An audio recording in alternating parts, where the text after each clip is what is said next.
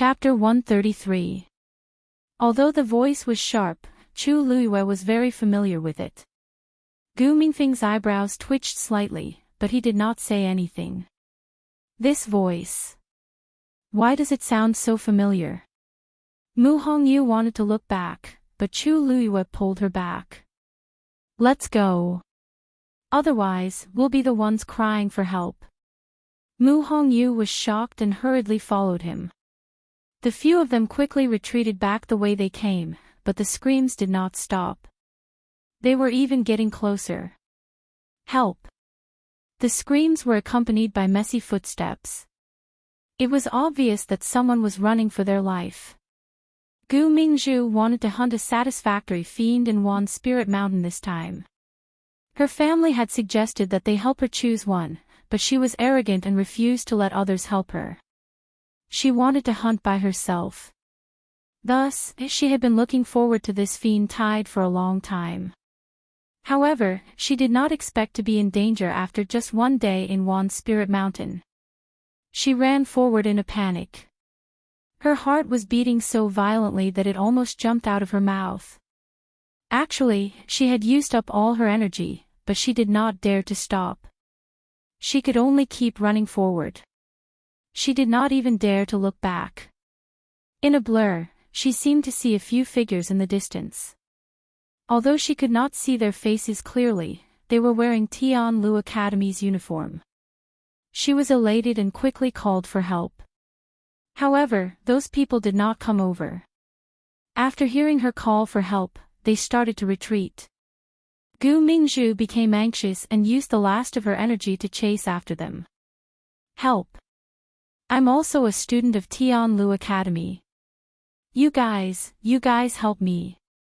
Xinhu could not help but look back when he heard this voice. His eyes immediately widened when he saw what was on the screen. Gu Mingzhu. Xinhu knew Gu Mingzhu, but Gu Mingzhu did not know him. After all, she had always looked down on martial artists. Thus, other than the most famous ones, she had never looked at anyone else. When she heard that Xinhu recognized her, she was elated. I'm Gu Mingzhu. If you help me, I'll thank you properly when I get back.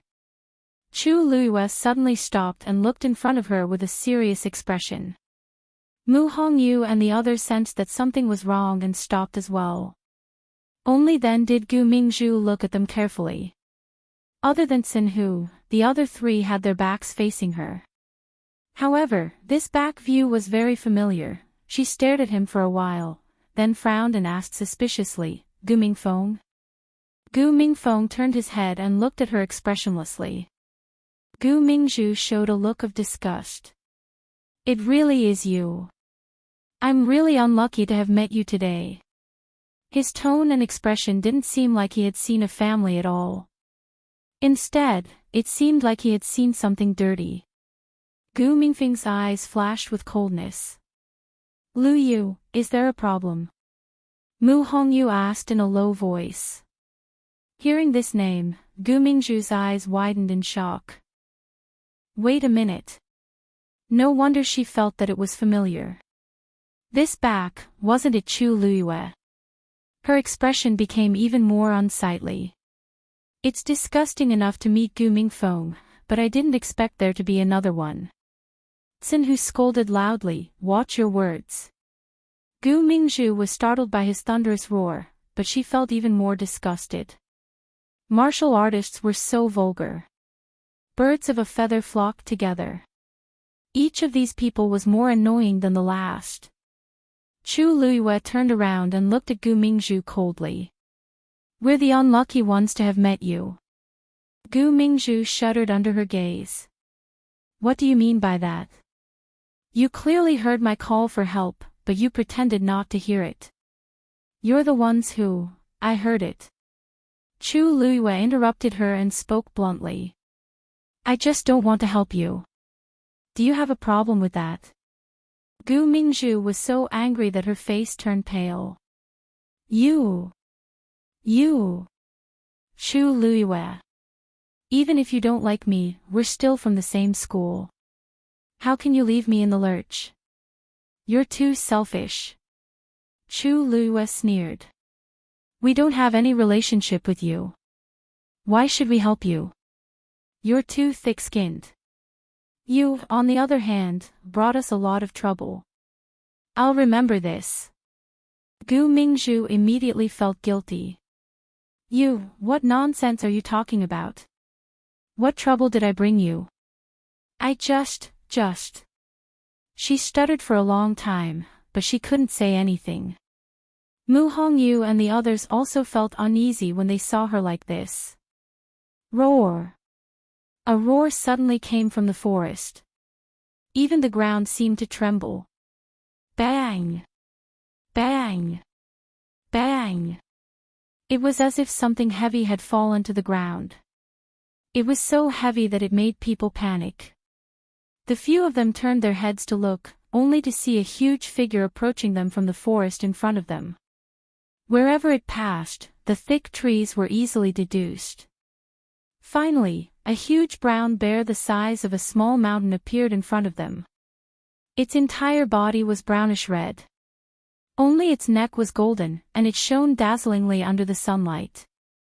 The most frightening thing was the terrifying aura coming from its body. Xin Hu's jaw dropped. This is a fourth-grade golden mane bear. Gu Mingfeng immediately reacted.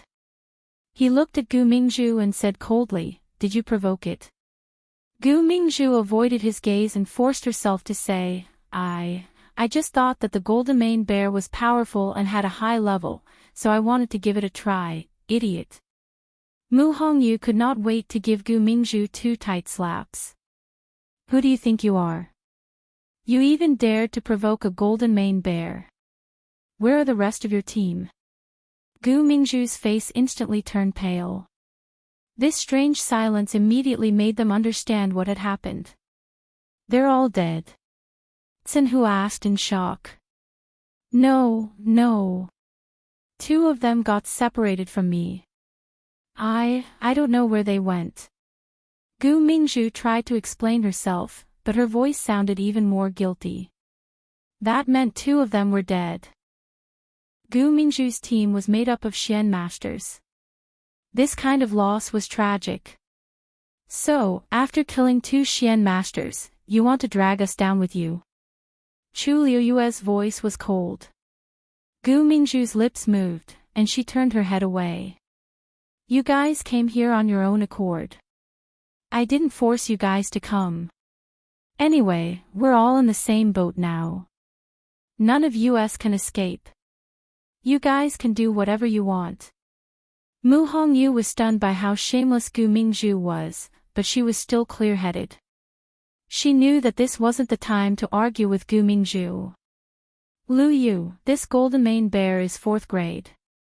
Can we win if we work together? Chu Luyue was so angry that he laughed. Golden mane bears are extremely strong and powerful. It's not easy to deal with them. More importantly, it's a female bear. Everyone was shocked.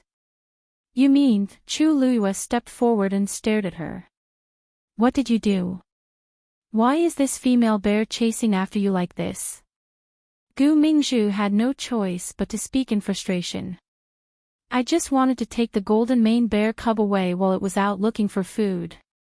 I was discovered as soon as I came out. I didn't take the golden mane bear cub with me. Adult golden mane bears weren't easy to tame.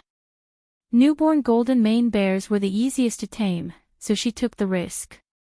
The others agreed as well. They're all going together. You can't blame me for all of their deaths. She just didn't expect to be discovered. Chu Luyue wanted to strangle her to death. Do you know that golden mane bears are extremely protective? If you touch its cub, it will chase after you until it's dead. It doesn't matter if you die, but can you afford to implicate us? Digression, are you guys the devil if there are more chapters today? Mobile users, please browse and read. A better reading experience comes from Love Network. Chapter 134. Gu Mingzhu's eyelids twitched when she heard the words, fight to the death. She took a deep breath and forced herself to stand firm. Chu Luiyue, I'm not scared. You don't have to make up these lies to scare me. The golden mane bear is powerful, but I didn't bring its cub out. It's still in its cave. This golden mane bear wouldn't, you should know better than us. Chu Luiyue's face seemed to be covered with a layer of frost. His cold gaze made Gu Mingzhu even more nervous. She opened her mouth and wanted to explain, but under Chu Luiyue's gaze, she couldn't say a word. In the end, she could only turn her head away awkwardly. Actually, she also felt that something was wrong. After being discovered by the golden mane bear, she knew that it was bad. She immediately threw the cub back and ran away. But the golden mane bear seemed to have set its sights on her and chased her all the way. Wherever she went, it would follow. This was also why she was so nervous when she called for help. She knew that the golden mane bear was behind her and could kill her at any time. She also knew that Chu Luiyue's words were most likely true. Seeing Gu Mingzhu like this, Mu Hongyu and the rest understood everything. They were so angry that their teeth were itching. This was the same as pushing them into the fire pit. If it wasn't for Gu Mingzhu, they wouldn't be in so much trouble. Just as they were confronting each other, the golden mane bear took another step forward. Bang! The ground trembled, causing their hearts to feel uneasy. Chu Luiyue looked back. The golden mane bear stood not far from them. Many of the trees around it were broken, and the ground was a mess. It looked down at them from above. Its gray eyes were the size of a fish, cold and cruel. Chu Luiyue could clearly feel the anger in its eyes, as well as a bit of disdain as if it was looking at an ant. Usually, magical beasts of this size would win with strength. They were more or less lacking in speed.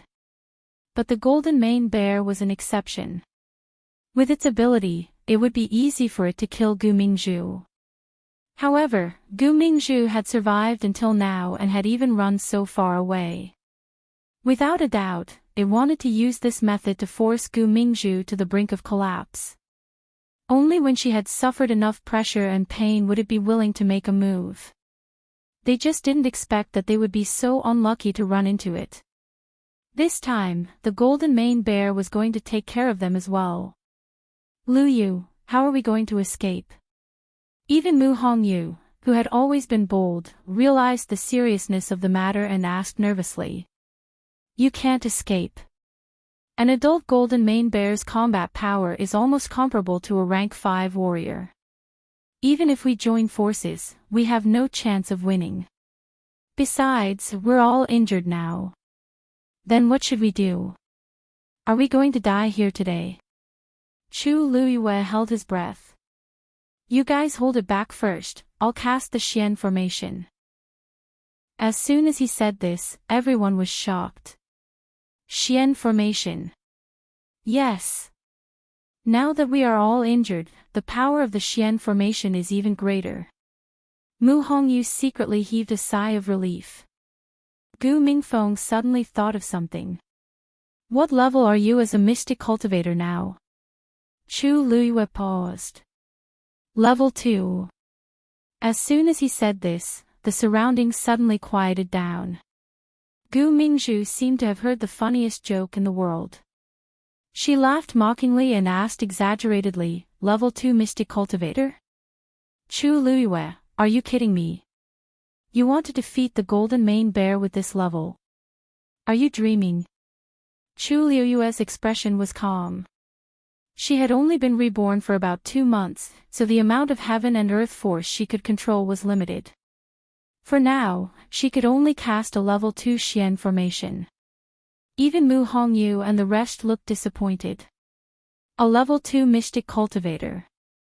They really didn't stand a chance. Gu Mingzhu broke through to level 3 a while ago, but she was still not this fellow's match, let alone them. Xinhu, Hongyu, think of a way to hold back the golden mane bear later. Gu Mingfeng, help me cast the Xian formation. Chu Luiyue gave a concise and powerful order. Mu Hongyu and Xinhu looked at each other and nodded. Okay. No matter what, they had to give it a try. Gu Mingfeng frowned slightly. I'm not a mystic cultivator. How can I help you? Chu Luiyue explained, when I cast the Xian formation, you just have to inject your force into it.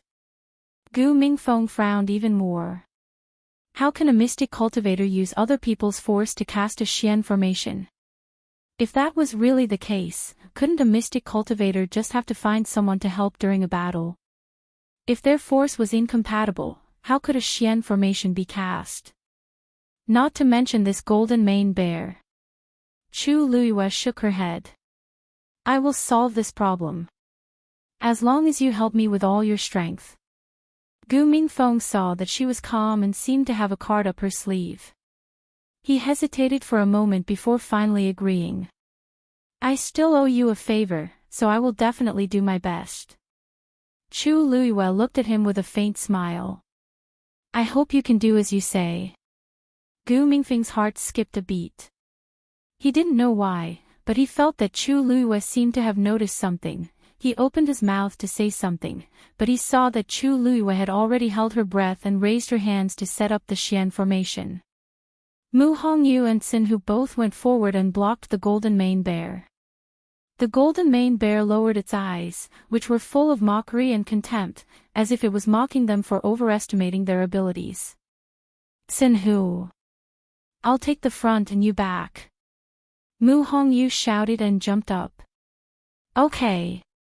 Xinhu immediately responded and broke through from another direction. The golden mane bear looked at the lowly human in front of it and mercilessly slapped her with its paw. Mu Hongyu narrowly avoided it and landed on a tree trunk at the side. Even though the paw didn't hit her, the sharp wind from the paw still made Mu Hongyu feel a burning pain on her face. It wasn't hard to imagine how serious the injury would be if the paw really landed on her body. Mu Hongyu blinked her eyes with lingering fear, but she didn't dare to relax. Instead, she provoked the golden mane bear again. Come on. The golden mane bear was furious and slapped her again. Mu Hongyu was agile. With a flash of her shadow, she had already jumped over the golden mane bear's head and landed on the other side. Paw! The tree she was previously on was suddenly split open. On the other side, Xinhu was also provoking the golden mane bear. The two of them went back and forth, causing the golden mane bear to fly into a rage. The surrounding trees were all swept away. It was a mess. Chu Luiyue's finger gently moved in the air. A silver arc flowed out from her fingertip like water. Soon, a second and third arc appeared. In just a moment, more than 10 silver arcs appeared in front of Chu Luiyue. These arcs overlapped with each other and formed a strange pattern. From afar, it looked like an 8 trigrams array. However, it looked a little empty, which was very strange. Gu Mingfeng stood not far from her and stared at her intently. The force in his body surged, and he was ready to take action at any time. However, Chu Luiyue stared at the Xian array in front of her and didn't seem to have any intention of asking him to help. Gu Mingfeng frowned and looked at the Xian array. He found it strange. He had seen Xian masters in action before. In his impression, a second-level Xian array didn't take this long to set up. Moreover, Chu Luiyue's Xian array looked a little strange. It seemed too empty. Soon, he realized that Chu Luiyue didn't stop. Instead, silver arcs flowed out from her fingertips. Her Xian array was still going on. Mobile users, please browse for a better reading experience from Love Network. Chapter 135. Gu Mingzhu, who was watching from afar, finally realized that something was amiss. She put down her crossed arms and frowned. That's not right. Chu Luiyue is a level 2 Xian master. Logically speaking, she should be able to control a dozen heaven and earth force at the same time. Why is she still continuing? Her movements are smooth and natural, as if she's very relaxed. As time passed, the Xian formation in front of Chu Luiyue gradually became more complicated. Gu Mingfeng's eyelids twitched. No wonder he felt that the Xian formation looked weird. It was just a rough outline. After Chu Luiyue slowly filled it up, it finally looked normal.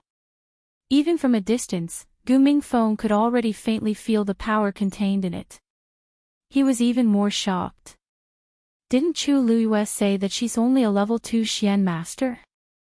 This Xian formation's level is obviously higher. What is Chu Luiyue planning to do? Compared to Gu Mingfeng, who didn't know much about Xian formations, Gu Mingzhu, who was also a Xian master, was already stunned. She could clearly see that Chu Luiyue's Xian formation had already reached level 3. However, Chu Luiyue didn't seem to have any intention of stopping. Could it be that she wants to continue? How can she do that? Boom, boom, boom. Mu Hongyu and Xin, who had been fighting with the golden mane bear for a long time. Both of them were injured, and their strength was almost depleted. The golden mane bear was already furious after being toyed with by the two of them. It kept attacking them violently. Lu Yu. Are you done? Mu Hongyu was careless and was affected by the force. She fell out pathetically, and her face and body were covered in scratches. Chu Luiyue stared at the Xian formation in front of her. Just a few more minutes. Mu Hongyu gritted her teeth. A few minutes wasn't long, but the key was that they were facing a golden mane bear that was far stronger than them. Every minute and every second was torture. However, she still agreed without hesitation. Okay. She couldn't care less about her injuries and immediately stood up. Hongyu, move aside. Xin suddenly roared. Mu Hongyu's heart skipped a beat. She looked over and saw that Xin had suddenly charged towards the golden mane bear. Mu Hongyu's heart suddenly jumped. Xin had a strong body and was considered very tall and sturdy among them.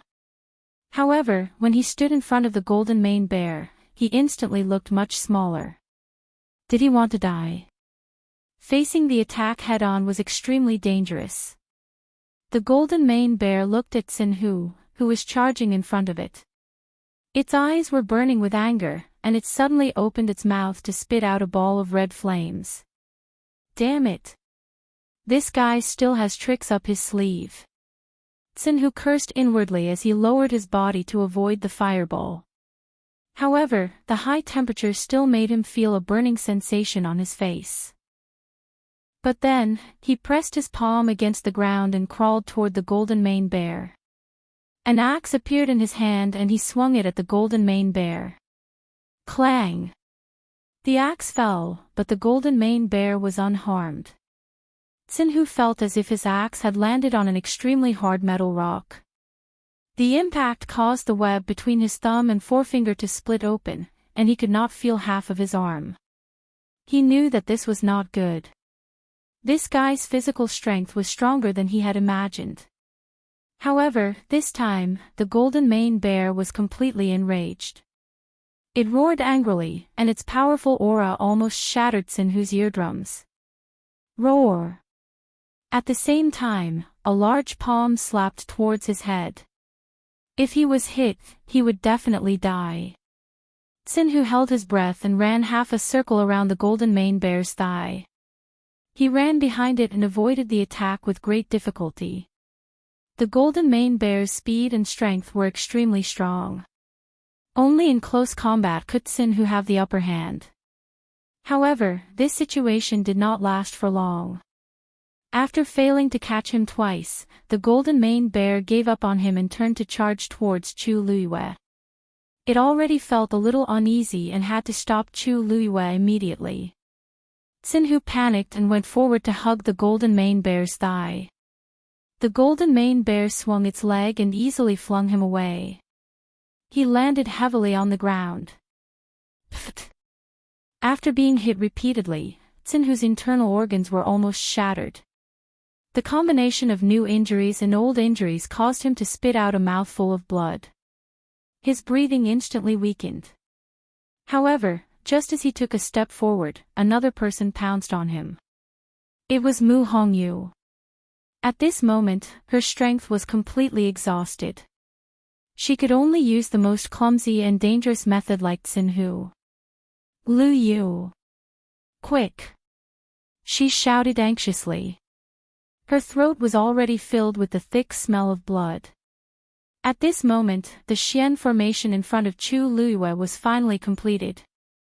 Her face was pale, and her body was trembling because she had forcefully created a formation that was higher than her current strength.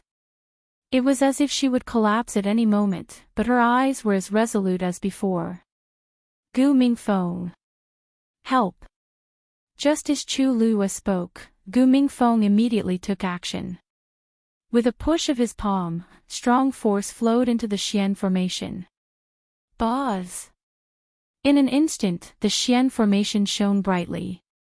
The Xian formation, which was originally the size of a chessboard, expanded rapidly after Gu Mingfeng's force flowed in. Chu Luiyue stared at it and merged the two's strength bit by bit. In a moment, the Xian formation had expanded to the height of a person. Light flowed, and there was a faint pressure. Chu Luiyue felt as if all the strength in his body had been emptied. He was extremely weak, and his vision was turning black. From the corner of his eyes, the golden maned bear impatiently flung Mu Hongyu away and raised its leg, intending to stomp on her. The force of its kick was as strong as 1,000 caddies. Mu Hongyu lay on the ground, covered in blood. She no longer had the strength to move. Seeing the huge bear paw coming towards her, she closed her eyes in despair. Chu Luiyue clenched his teeth. Go! Boom! The Xian formation suddenly exploded. In an instant, countless rays of light shot out like a rushing river and went straight for the golden maned bear. A vast pressure instantly enveloped it. The golden maned bear sensed the danger, and panic flashed across its face. However, that terrifying power had already landed on its body. Its huge body seemed to be drowned by the rushing river. Everyone could only see countless silver lines twisting together. It locked the golden maned bear in place. Seeing this, Gu Mingzhu finally couldn't help but exclaim, "Fourth grade wood origin formation." Chu Luiyue actually used a Xian formation of this level. Mobile users, please browse for a better reading experience from Love Network. Chapter 136. The streams of light continued to tighten. The golden maned bear kept struggling, but it was futile. It couldn't break free no matter how hard it tried. Not long after, its movements gradually slowed down. Its angry roars also gradually weakened. In the end, it stopped moving and didn't make any more sounds. Only the ground was covered in blood. It dyed a large area red, and it looked especially bloody and terrifying. When the light completely dissipated, everyone was finally able to see the scene inside. The golden maned bear, which was originally burly, had lost a lot of weight. Its body was covered in wounds, and it looked strangely twisted. The blood on the ground came from its body. Mu Hongyu only took one look before she couldn't help but turn her head away and retch. Xinhu was barely holding on, but the last bit of color had faded from his pale face. Only Gu Mingfeng was better. When he saw this scene, his eyelids only twitched. His heart was finally at ease. After solving this thorny problem, they were finally safe. But, however, more problems were quietly arising. He couldn't help but look at Chu Luiyue. He saw that the girl's expression was still very calm. Apart from her pale face from using the Xian formation, there wasn't a trace of emotion in her eyes. It was as if she didn't mind the terrifying scene in front of her. That's right. She was the one who caused this scene. If she hadn't used the Xian formation to kill the golden maned bear, they wouldn't even know if they were still alive. What kind of person was she? How could she? Gu Mingfeng pursed his lips. He had long known that Chu Luiyue wasn't ordinary. However, after today's battle, he realized that she was even more unfathomable than he had imagined. After confirming that the golden maned bear was dead, Chu Luiyue finally heaved a sigh of relief. The moment she relaxed, exhaustion overwhelmed her. She didn't even have the energy to move her fingers. She said to Gu Mingfeng, although it's a pity that its body was destroyed, its core of essence should still be around. You can go and retrieve it. Gu Mingfeng shook his head. You killed it. It should belong to you. Chu Luiyue thought that if she wasn't so tired, she would have gone to get it herself. The blood ferret that had disappeared earlier appeared once again. It skipped towards the golden maned bear's mouth. With a swipe of its claws, it easily found a faint red essence pill. It wiped it clean with its tail like it was a treasure and returned to Chu Luiyue. It held it with its two paws and presented it to Chu Luiyue as if it was presenting a treasure. Its round eyes stared at Chu Luiyue without blinking, and its face was saying, "Praise me." Chu Luiyue could not help but laugh. This little thing ran faster than anyone else when it was in trouble, and when it was safe, it came back to curry favor. What a good scheme. However, this quick-wittedness was not annoying. Chu Luiyue accepted the gift. After thinking about it, he decided to give it to Mu Hongyu later. Thinking of this, she walked over to Mu Hongyu and helped her up. "Hongyu, how are you?" Mu Hongyu thought that she was going to die today. She did not expect to be saved by Chu Luiyue at the last moment. She could not help but feel grateful and thankful. She endured the pain and wiped the blood off her face. "I'm fine. It's just a flesh wound. I'll be fine after some rest. If it wasn't for you, you and Xinhu risked your lives to stop it. That's why we won." Chu Luiyue shook her head gently. Her gaze lingered on Mu Hongyu's shoulder for a moment. It looked like she had broken a bone. "Sit down and rest first. I'll help you set the bone later." Mu Hongyu realized that Gu Mingfeng had seen through her and laughed bitterly. "Your eyes are too sharp." Chu Luiyue did not mention that she had already checked her pulse when she helped her up. Actually, this was not the most important thing.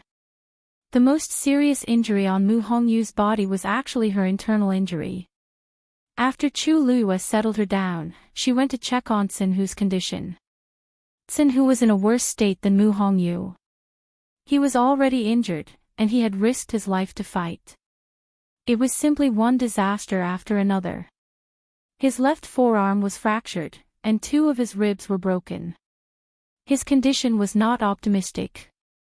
Fortunately, Xinhu was rough to begin with. Although he was in pain, he could endure it. Chu Luiyue set his bone first.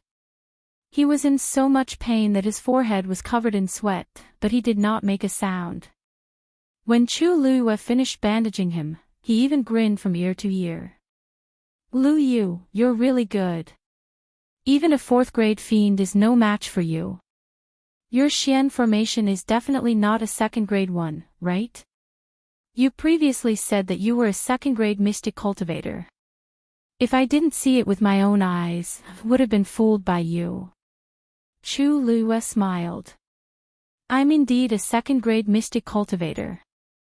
Without Gu Mingfeng's help, I wouldn't have been able to use it."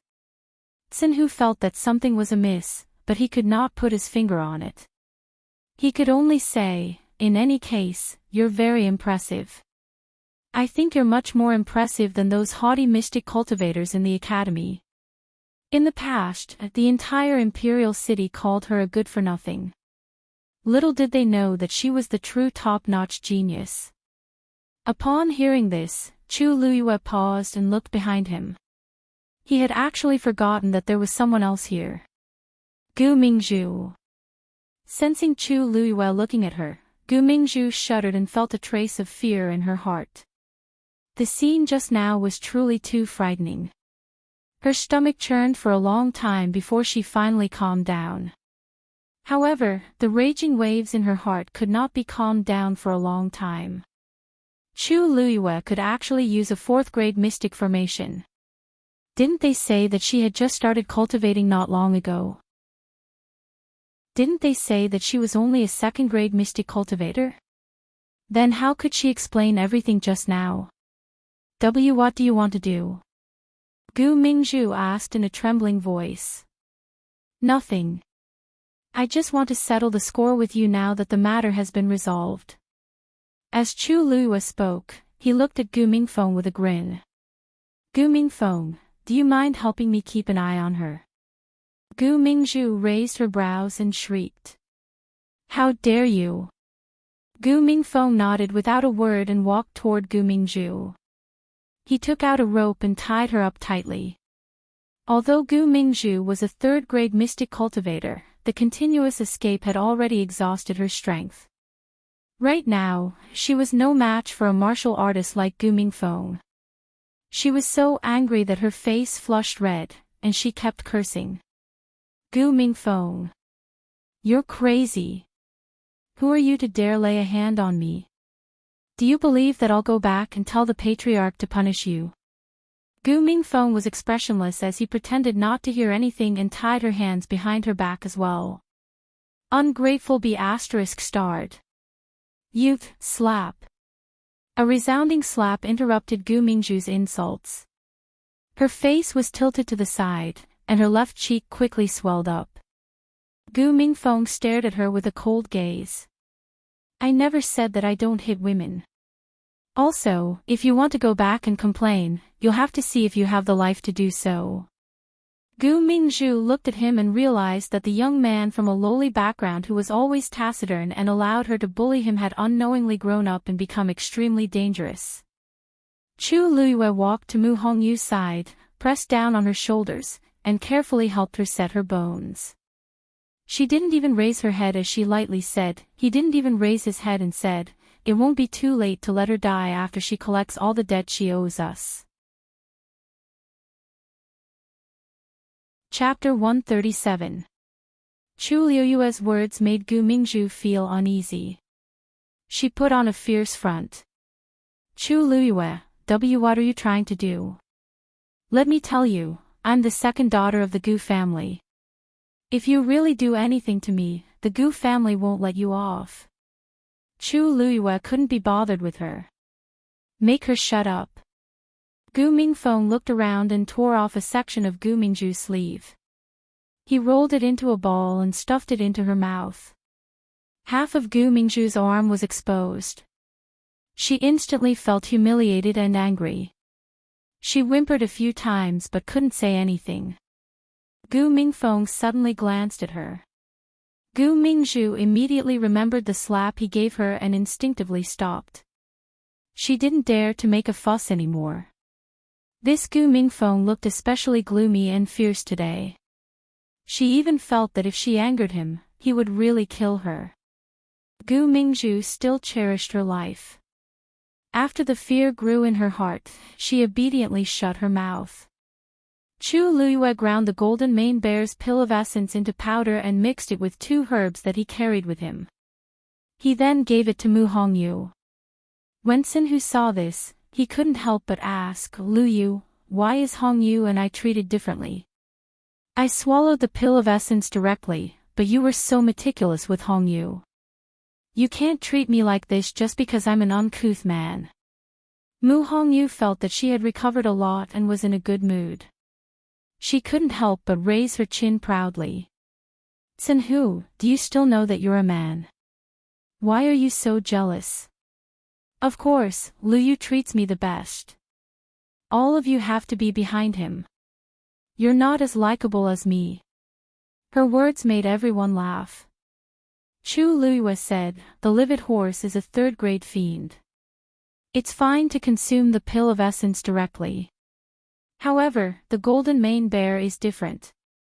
Hongyu happened to be injured and her body is weak. If she uses the entire pill of essence, the disadvantages will outweigh the advantages. She placed the remaining powder of the pill of essence in Mu Hongyu's hand and instructed her seriously.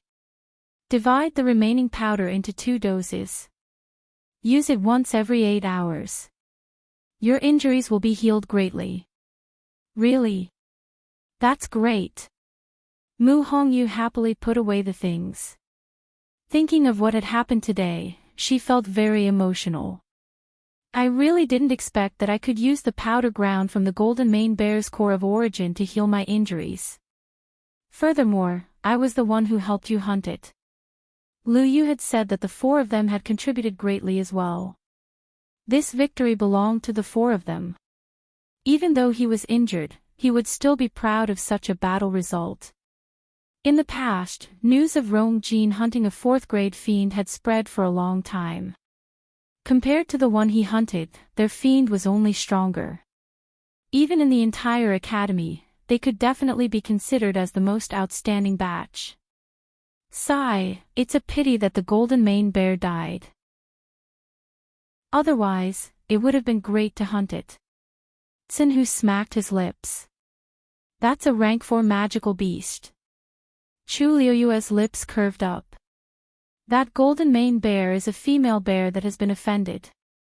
There's no way it can be tamed. Keeping it by our side will only cause trouble. Sinhu chuckled. I'm just saying. In that situation, either it died or we died. Of course, we had to end it. Mu Hongyu leaned against the tree trunk with her uninjured shoulder and could not help but agree. Yeah. Fourth-grade fiends aren't easy to find. Now that we're all injured, it'll be difficult for us to deal with fiends of this level in the future. It was not easy for them to meet one, but they did not expect it to be in danger because of Gu Mingzhu. Chu Luyue and Gu Mingfeng were better off, but her and Sinhu's injuries were indeed quite serious. They probably would not be able to gain much from Wanling Mountain this time. Sigh, I originally wanted to hunt a rank 4 magical beast, but it seems like there's no hope now. Chu Luyue suddenly knocked on her forehead lightly. Who said that there's no hope? Mu Hongyu widened her almond-shaped eyes. Don't tell me, you want to help me hunt. Chu Luyue smiled meaningfully. Why go through so much trouble? Isn't there a ready-made one? It's just inside. Gu Mingzhu stood at the entrance of a cave and said unwillingly. You walk in front. Chu Luyue said. Gu Mingzhu suppressed the anger in her heart and turned to walk inside.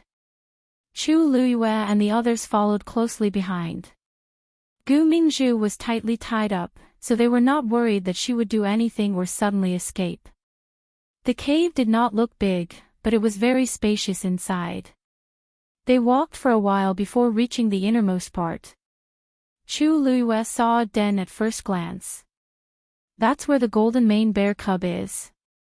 Gu Mingzhu said unwillingly. She was almost annoyed to death. She thought that she could pick up a treasure, but who knew that she would be killed? In the end, she even provoked Chu Luyue, who was difficult to deal with. She was tied up yesterday and could not sit or lie down. She stood like that for the entire night and looked much more haggard. However, Chu Luyue did not let her go just like that.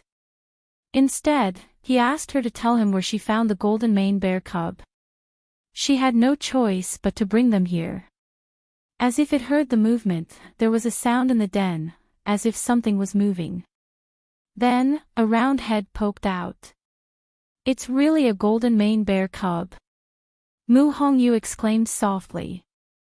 The golden mane bear cub was only the length of an adult's forearm. Its fur was still light gray, and there was a circle of slightly darker fur around its neck. It was obvious that it was born not long ago. When it grew up, its fur would naturally turn golden brown. It blinked and looked curiously at Chu Luyue and the others. It scratched its round ears, as if it did not understand what was going on. In the end, its gaze landed on Mu Hongyu, and it opened its arms wide. Mu Hongyu's eyes widened. WW, what does it mean? WW, want me to hug it? Chu Luyue thought for a moment. It's probably because you took the pill of essence. It felt a familiar aura from you, so it's especially close to you. Really? Mu Hongyu was skeptical. While they were talking, the golden mane bear cub saw that it did not get a response for a long time. It crawled out on its own and staggered to Mu Hongyu. It pounced on her leg and hugged it tightly. Mu Hongyu's heart melted instantly. She quickly hugged the cub. The golden mane bear cub was satisfied. It leaned on her shoulder and rubbed against it affectionately. Chu Luiyue joked with a smile. It's still too young. It can't survive here alone. Why don't you take care of it in the future? Mu Hongyu was surprised and happy. Really? No one here is more suitable than you. Mu Hongyu naturally would not refuse. This was the cub of a 4th-grade magical beast. It was the easiest to tame and was the best choice for hunting. Moreover, this golden mane bear cub was very close to her. She really liked it. Then I won't hold back. Mu Hongyu carefully hugged the golden mane bear cub and pinched its ears. Chu Luiyue suddenly felt a little itchy on her cheek. She looked down and saw that the cub had poked its head over, as if it was waiting for something. Seeing that Chu Luiyue did not move, its 2 pointed ears twitched. Chu Luiyue raised her eyebrows. This is asking for a pet. Mobile users, please browse for a better reading experience from Love Network. Chapter 138. Chu Luiyue stretched out her hand and tapped its head. Don't always compare yourself to others. The little thing shuddered and looked up with a pained expression, as if it didn't expect Chu Luiyue to say something so heartless. It only wanted to be touched. Wasn't this request too outrageous? It grabbed Chu Luiyue's finger and pressed it to its ear. Touch me. Chu Luiyue, it was so small, but it had such a big temper, she had no choice but to pinch the soft, fluffy ears. It felt good. Only then was the little thing satisfied. It angrily turned around, swept its tail, and buried its face in it. Chu Luiyue couldn't help but laugh. Can you let me go now? Gu Mingzhu suddenly said in a cold tone.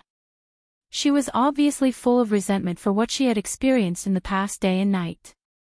Chu Luiyue blinked. What are you dreaming about? You caused us to walk between life and death. Do you think we'll let it go just like that? But you already got the golden mane bear cub. We deserve it. We defeated the golden mane bear. As long as we use its pill of essence as a clue, we'll find this place sooner or later. We only let you lead the way to save some time. You don't think this is a great contribution, do you? Chu Luiyue spoke softly and slowly. These 2 simple sentences made Gu Mingzhu speechless. At this moment, she finally realized that Chu Luiyue really didn't plan on letting her go so easily. Then what do you want? Chu Luiyue, don't go overboard. I still have a signal tube on me. If you dare to do anything to me, I'll definitely seek justice from the teachers and elders. Chu Luiyue looked at the agitated Gu Mingzhu and smiled indifferently and mockingly. That's good. We can also take the opportunity to ask. You caused 2 of our fellow disciples to die tragically, 2 of them to go missing, and you even dragged us into danger. How should we punish you for doing these things? Gu Mingzhu bit her lip hard. Rumble. A muffled voice that sounded like a sudden clap of thunder was heard. Chu Luiyue frowned and quickly walked out of the cave. When she stood halfway up the mountain and looked down, she was completely stunned. What's wrong? What happened? This commotion is... Sin, who was the first to catch up. When he reached Chu Luiyue's side, he noticed that something was wrong with her expression and couldn't help but follow her gaze. The moment he saw it, his eyes widened. At the foot of the mountain, in the forest, a group of magical beasts were rushing towards their mountain. 2nd-grade silver-feathered wind-chasing deer. Sin, who took a closer look and saw the silver feathers on their heads. He instantly recognized them. This kind of magical beast was actually very common. It had a gentle temperament and was extremely fast. Aristocratic families usually hunted them as mounts. However, they had always been alone. Why were there so many of them gathered all of a sudden? At a rough glance, there were at least 30 to 40 of them. However, this was not all. Behind them was a group of black bats. They flew over with a whoosh. Tsinhu's face twitched. Third-grade purple thunder bats. Aren't these poisonous creatures only active at night? Why are they out in broad daylight now? Moreover, there are more of them than the silver-feathered wind-chasing deer. Chu Luiyue slowly clenched her fists in her sleeves. She quickly scanned the surroundings, her gaze heavy. At this moment, Mu Hongyu and the rest had also caught up. When they saw the situation at the foot of the mountain, they were also shocked. Wait! There's one in the northwest too. That's a fire cloud leopard. There's one in the south too. It's a golden-eyed beast.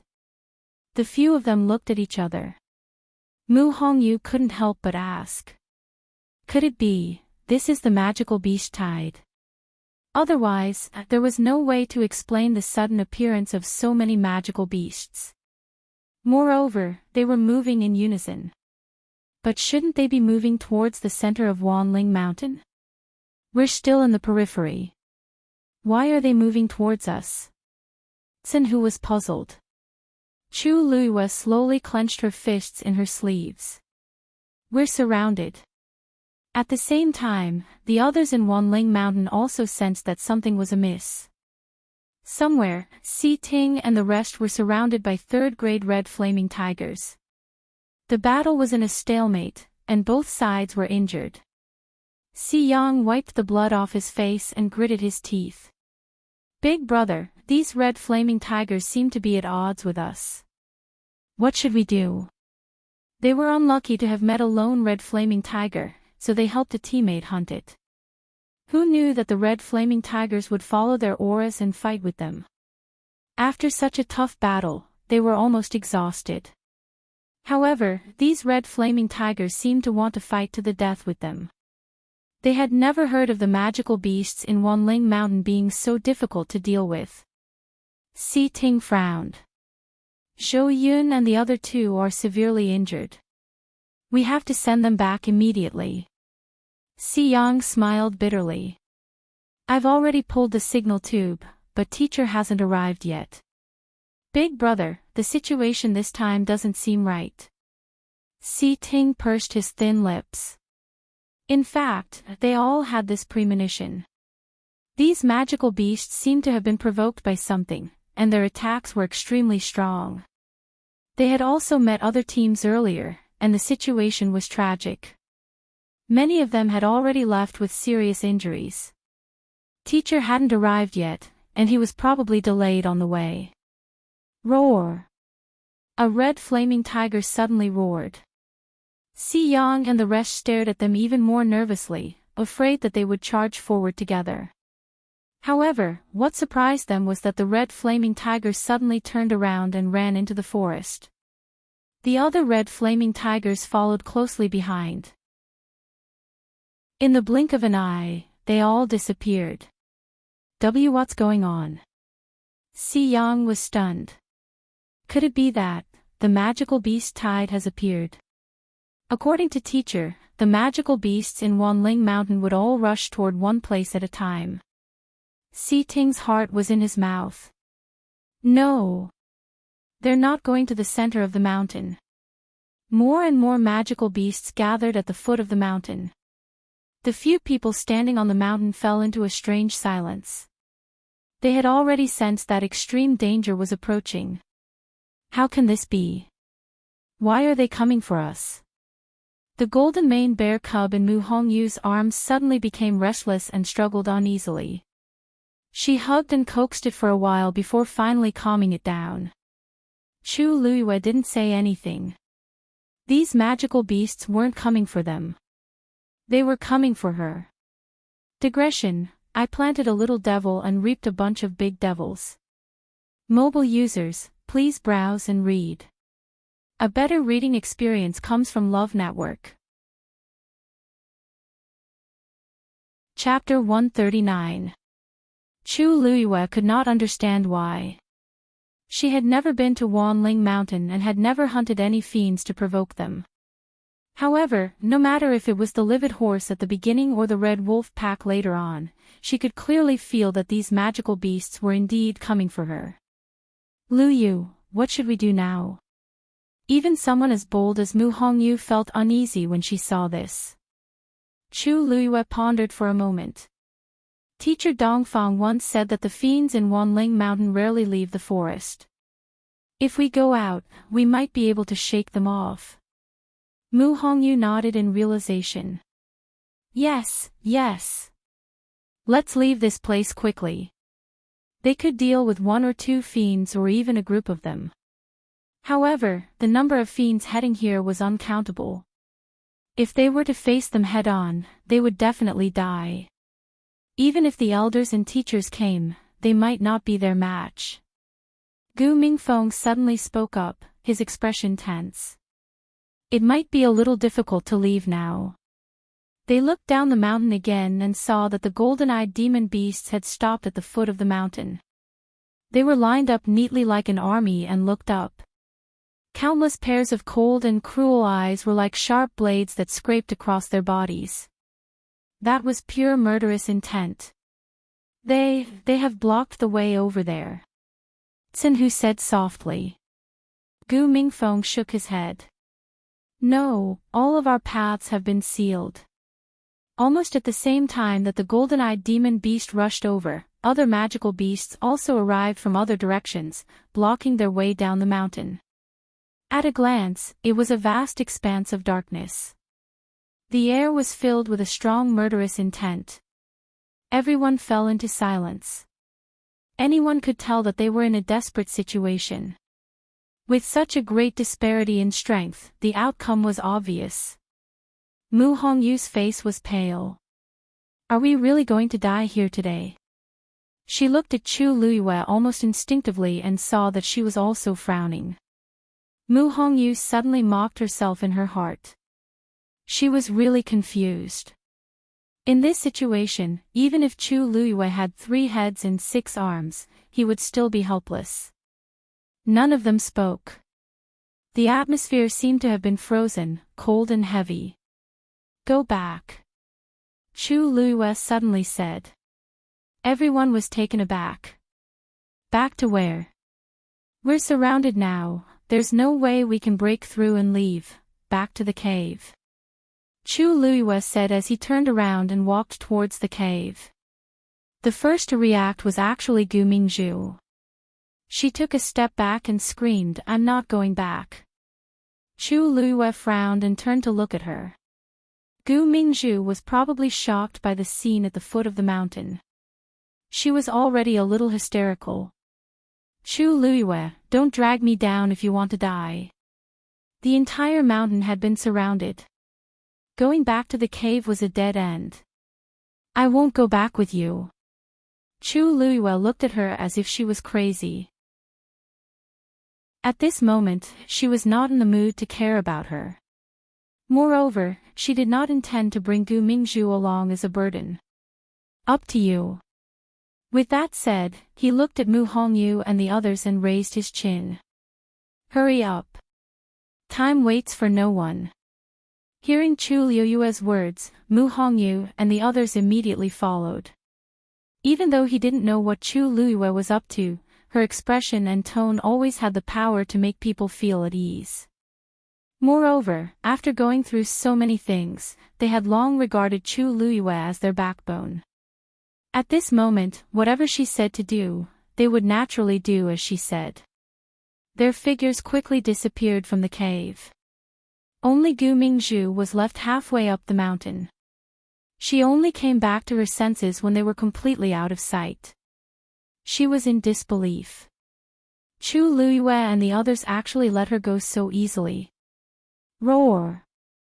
The roar of the fiends in the forest woke Gu Mingzhu up abruptly. She glanced down and sensed a strong murderous intent. Her legs turned to jelly and she almost knelt on the ground. No, no.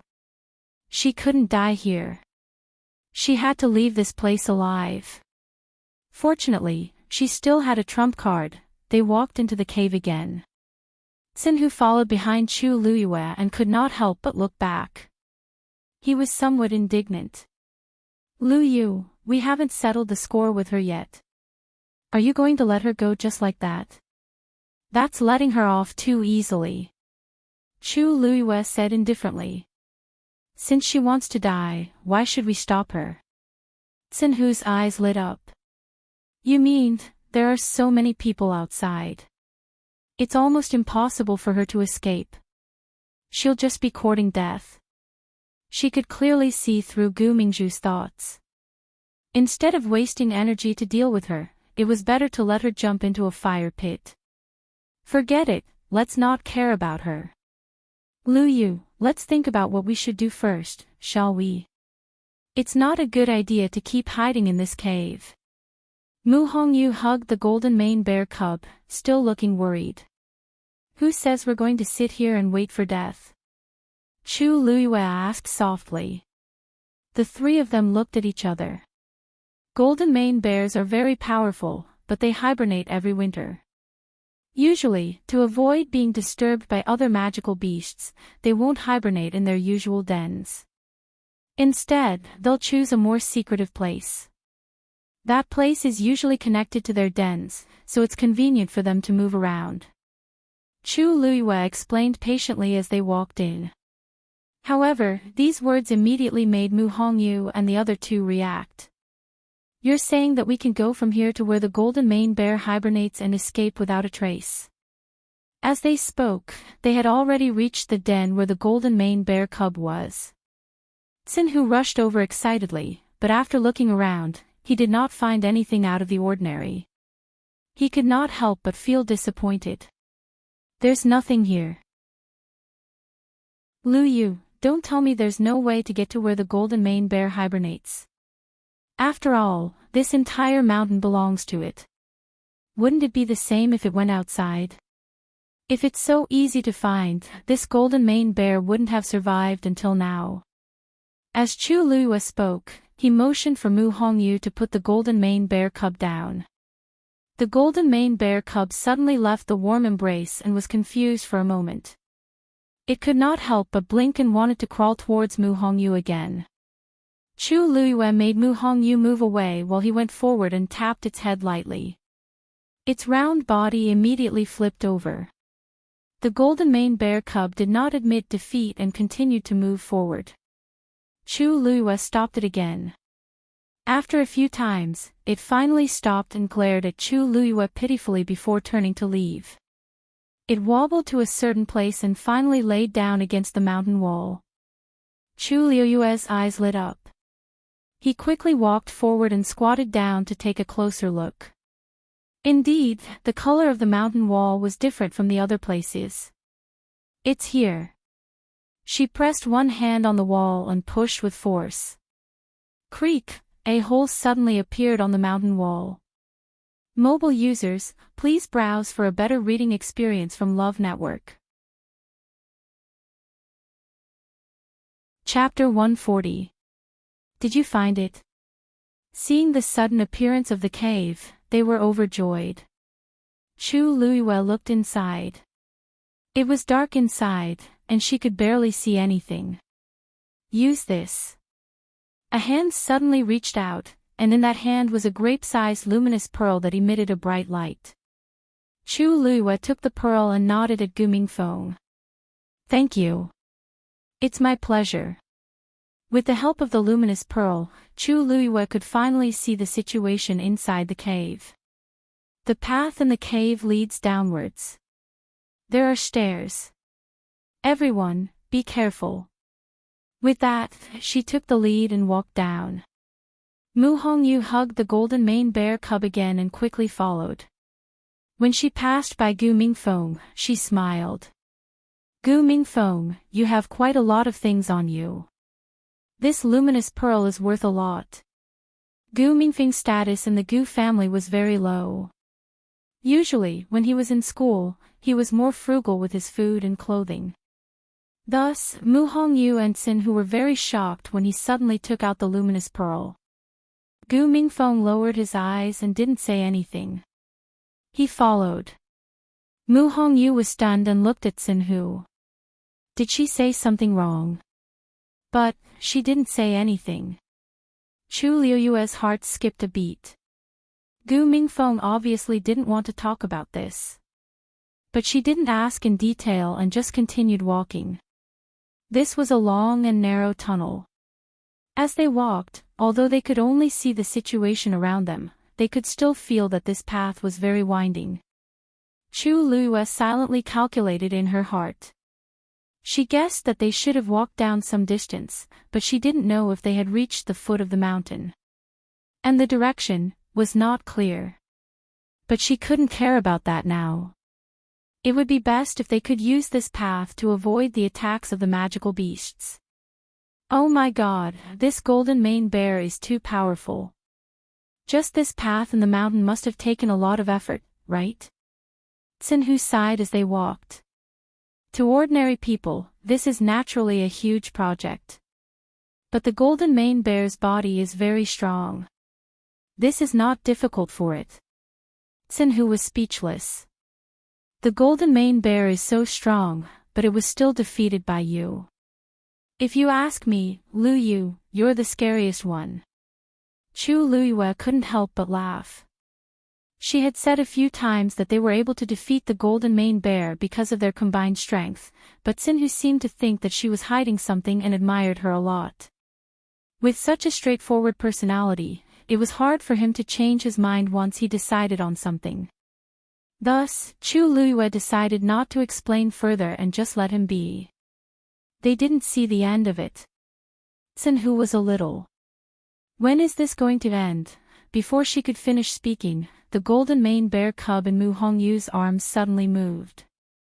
When Chu Liyue saw this, she finally heaved a sigh of relief. Almost there. They continued walking. Sure enough, it didn't take long for their vision to open up. A huge cave appeared in front of them. Xinhu quickened his pace and was the first to walk over. He quickly looked around and the excitement on his face froze. That's not right. Lu Yu, why isn't there an exit here? Chu Liyue rubbed her forehead helplessly. This is where the golden mane bear hibernates. It's meant to prevent it from being disturbed. Why would there be an exit here? Then how do we get out? Chu Liyue walked over step by step and scanned the surroundings. Naturally, we'll make an exit ourselves. Her tone was calm and natural, as if she was saying that the weather was good today. It was as if she didn't find her words shocking at all. Even Gu Mingfeng couldn't help but frown. Make an exit. From here. Chu Liyue nodded. If we work together, it shouldn't take too long. Lu Yu, are you serious? Mu Hongyu stared at her in a daze. We don't even know where we are. What if this place is at the bottom of the mountain? Won't we have to dig for months? It won't take that long. I've already looked around. The walls here are made of the same stone as the cave. We're still in the mountain. That's the center of the mountain, so we're definitely closer to the outside now. As long as we make an exit, everything won't be a problem. Chu Liyue looked at the others who were still in a daze. Otherwise, do you have a better idea? They fell silent. Gu Mingfeng took a deep breath. Tell us, where should we start? When Chu Liyue and the others walked through the secret passage in the mountain, the situation outside became more and more tense. Unknowingly, the outside of the mountain was surrounded by many magical beasts. Fierce murderous intent filled the air, and it was frightening. However, they didn't go up the mountain to attack. Instead, they lined up neatly and looked like they were ready for battle. It looked like they were waiting for something. If someone saw this scene, they would definitely feel that something was wrong. But Gu Mingzhu didn't think so. She found a remote corner in the middle of the mountain and hid behind a big rock. After waiting for a while, she realized that the magical beasts didn't attack immediately. She couldn't help but heave a sigh of relief. Fortunately, there was always a way out. Although she didn't know why these magical beasts suddenly stopped, she felt very lucky. Because what she needed the most now was time.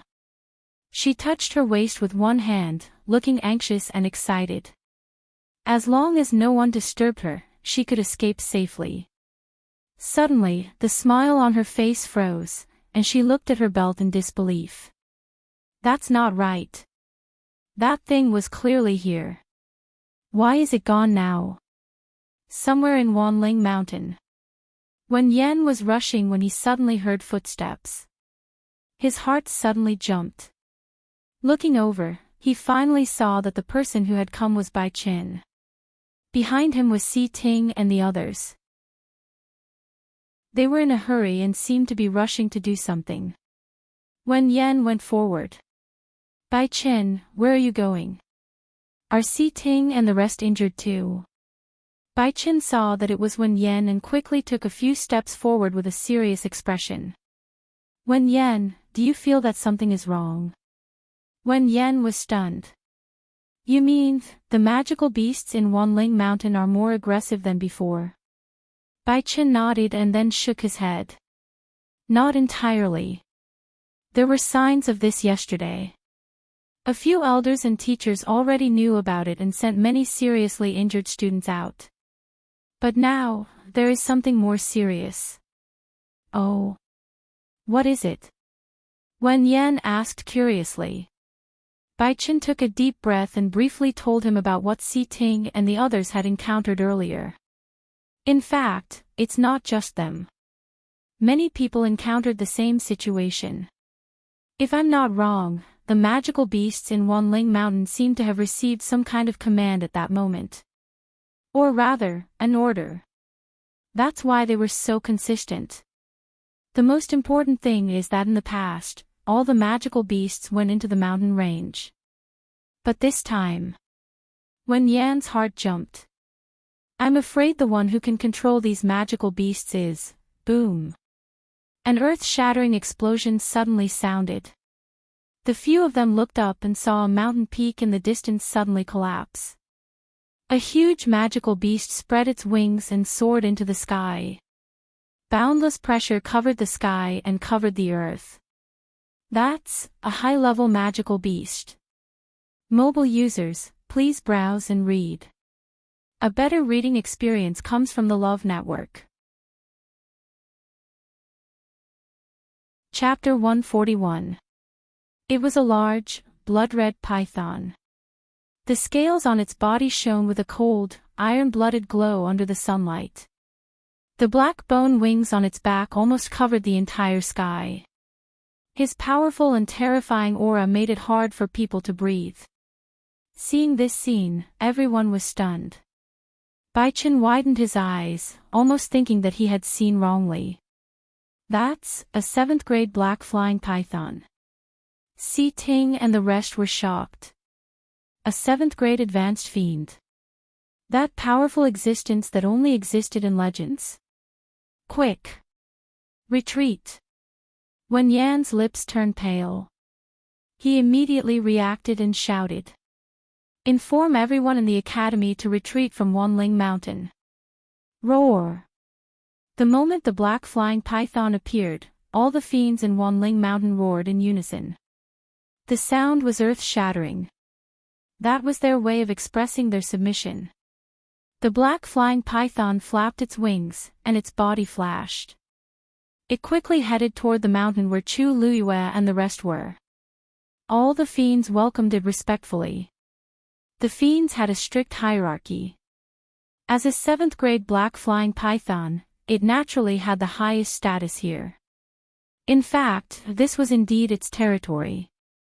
It was very fast. In just a few breaths, it was already in front of the mountain. Its cold and green eyes were filled with indifferent murderous intent. Then, it let out a strange sound from its throat. The fiends gathered at the foot of the mountain responded in unison.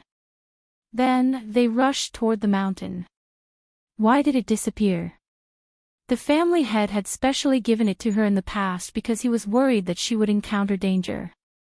She could not bear to use it when she was chased by the golden mane bear, but she knew that she had to use it now.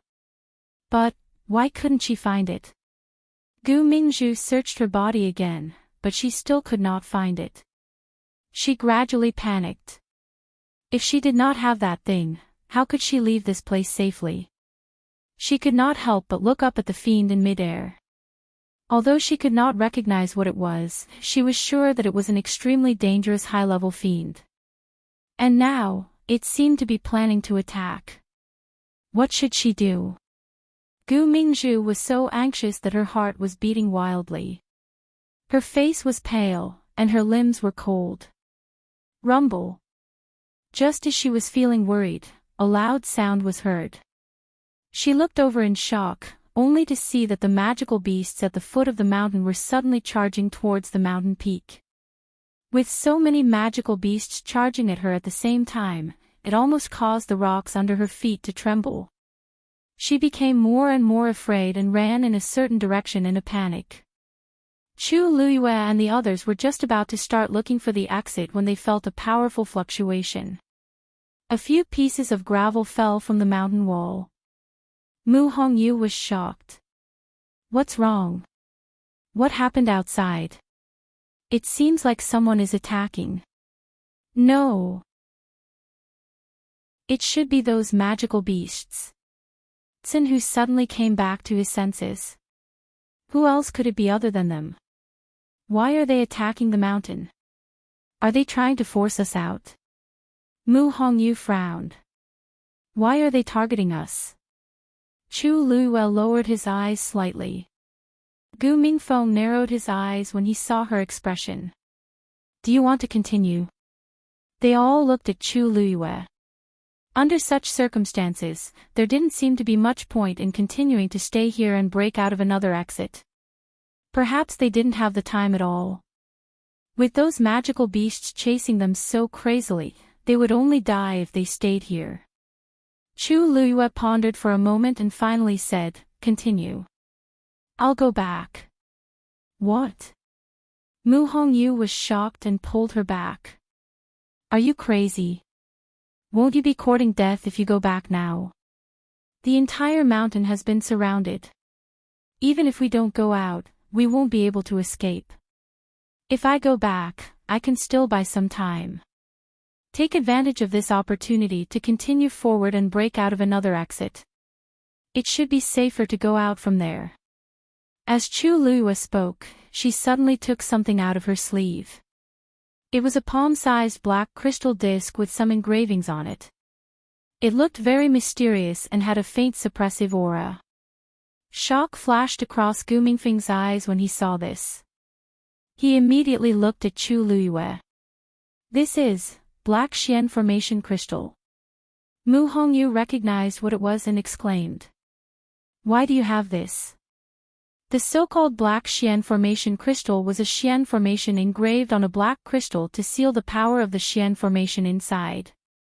This item was extremely precious because even a low-level Xian master could activate the Xian formation on it with just a little bit of power. From there, they could use a Xian formation of a higher level. And the attack power would naturally be stronger. However, this Black Xian Formation crystal was extremely difficult to engrave. It was rare even for aristocratic families. Chu Luiyue shook her head. "This isn't mine. It's Gu Mingzhu's." Mu Hongyu was at a loss for words, but she immediately reacted. "You secretly took it. When?" Chu Luiyue raised her eyebrows nonchalantly. "That's not important. She owes us so much.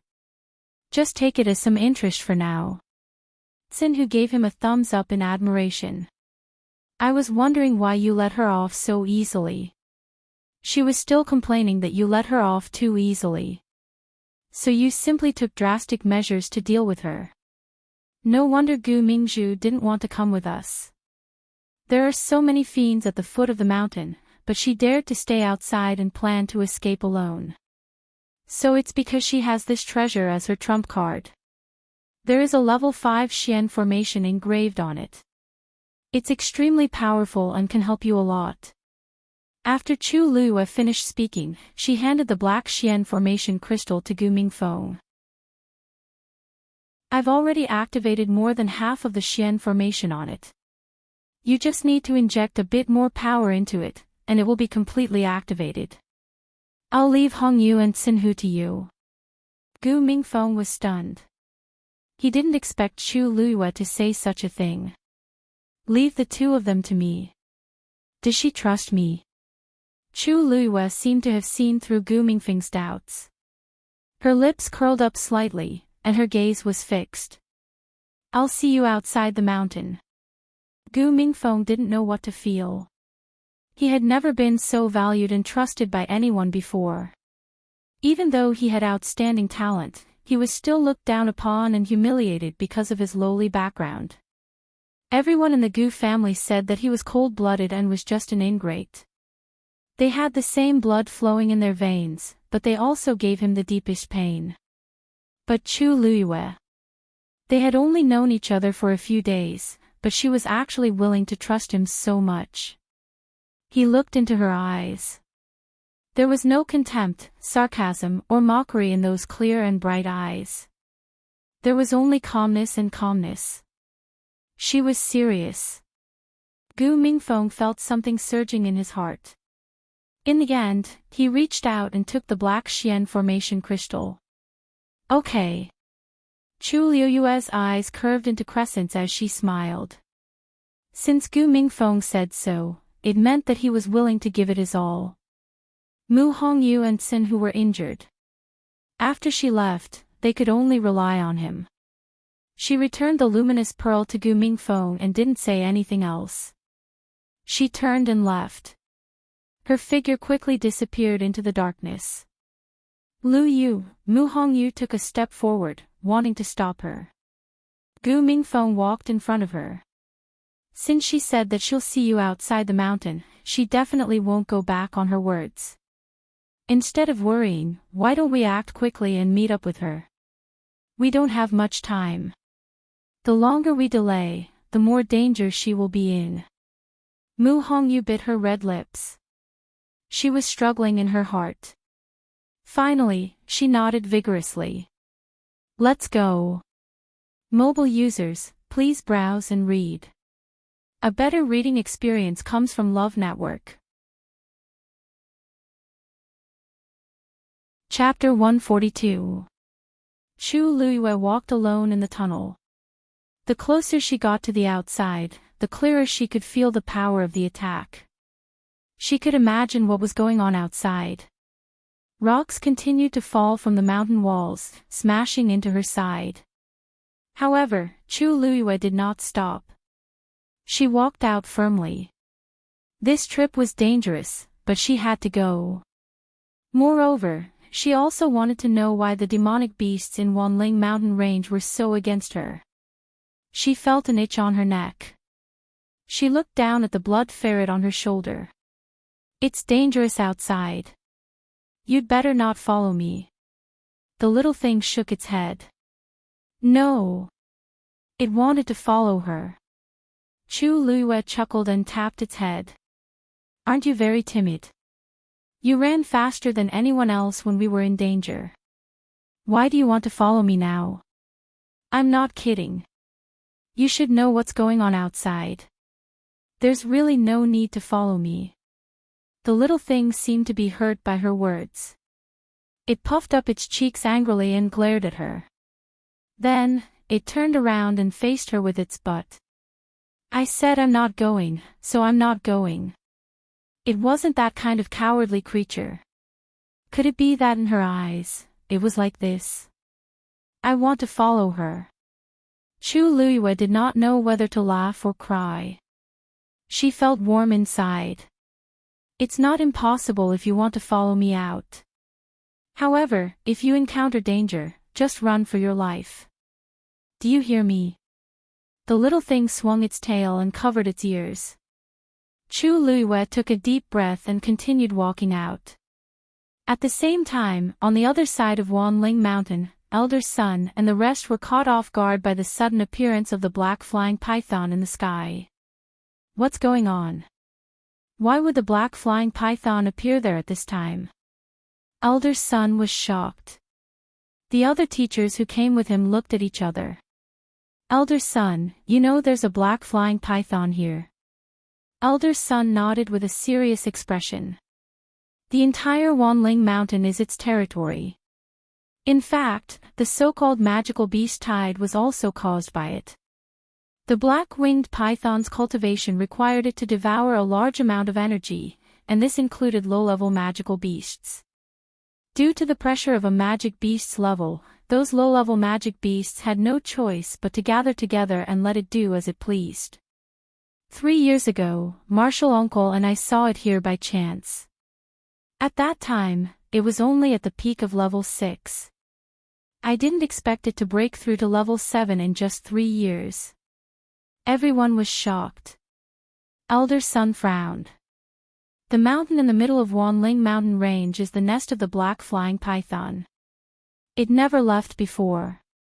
But now, for some unknown reason, he appeared at the border. Qingyi, how many students are there in this mountain range? A teacher next to him calculated in his heart and immediately said, 2 days ago, many demonic beasts appeared in the forest, and they were extremely aggressive. Many students were injured and had to retreat. Less than a third of them are still inside. Elder Sun stared at the terrifyingly huge body and muttered, no wonder it's so strange this time. It's all because of this guy. Even though there was a distance between them, he could still clearly feel the surging killing intent from the black heaven-devouring python. What did it want to do? He suppressed the uneasiness in his heart and ordered, split up and bring the rest of the students back. Remember, be careful. Don't provoke that black flying python. Yes. Chu Luiyue quickly returned to the cave. From here, she could clearly hear the powerful aura approaching from outside. She took a deep breath and walked out. When her figure appeared at the entrance of the cave, a cold glint flashed across the eyes of the black flying python in midair. Then, it stretched out its neck and hissed. All the demonic beasts that were rushing forward heard the order and stopped. However, they had almost occupied half of the mountain.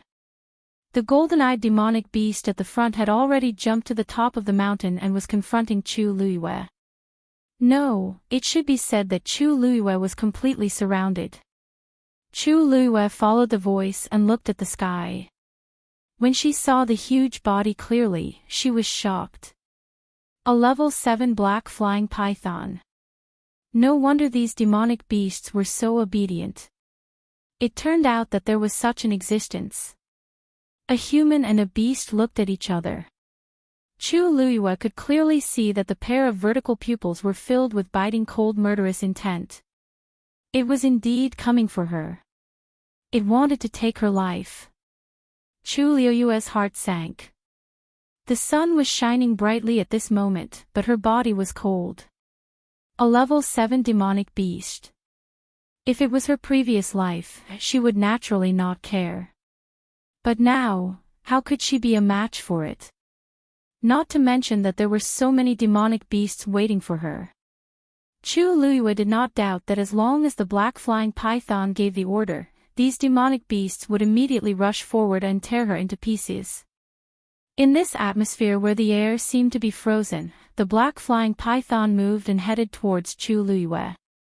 When it approached, the golden-eyed demonic beasts all bowed down. The demonic beasts on the mountain also became more and more respectful. The black flying python looked down at Chu Luiyue from above. Just a glance. A formless pressure descended upon them. That was the terrifying power that only high-level demonic beasts had. Chu Luiyue only felt as if something had ruthlessly crushed her body and her entire body was in intense pain. Her face instantly turned pale and sweat broke out on her forehead. The little thing that was originally nestled on her shoulder was also affected and gave out a painful moan. It was a demonic beast and was suppressed by the black flying python's bloodline pressure, so naturally it would not be any better. Chu Luiyue took a look at it and saw that it was trembling all over. Obviously it was extremely afraid and in extreme pain. However, its two claws were tightly grabbing onto her clothes and refused to let go.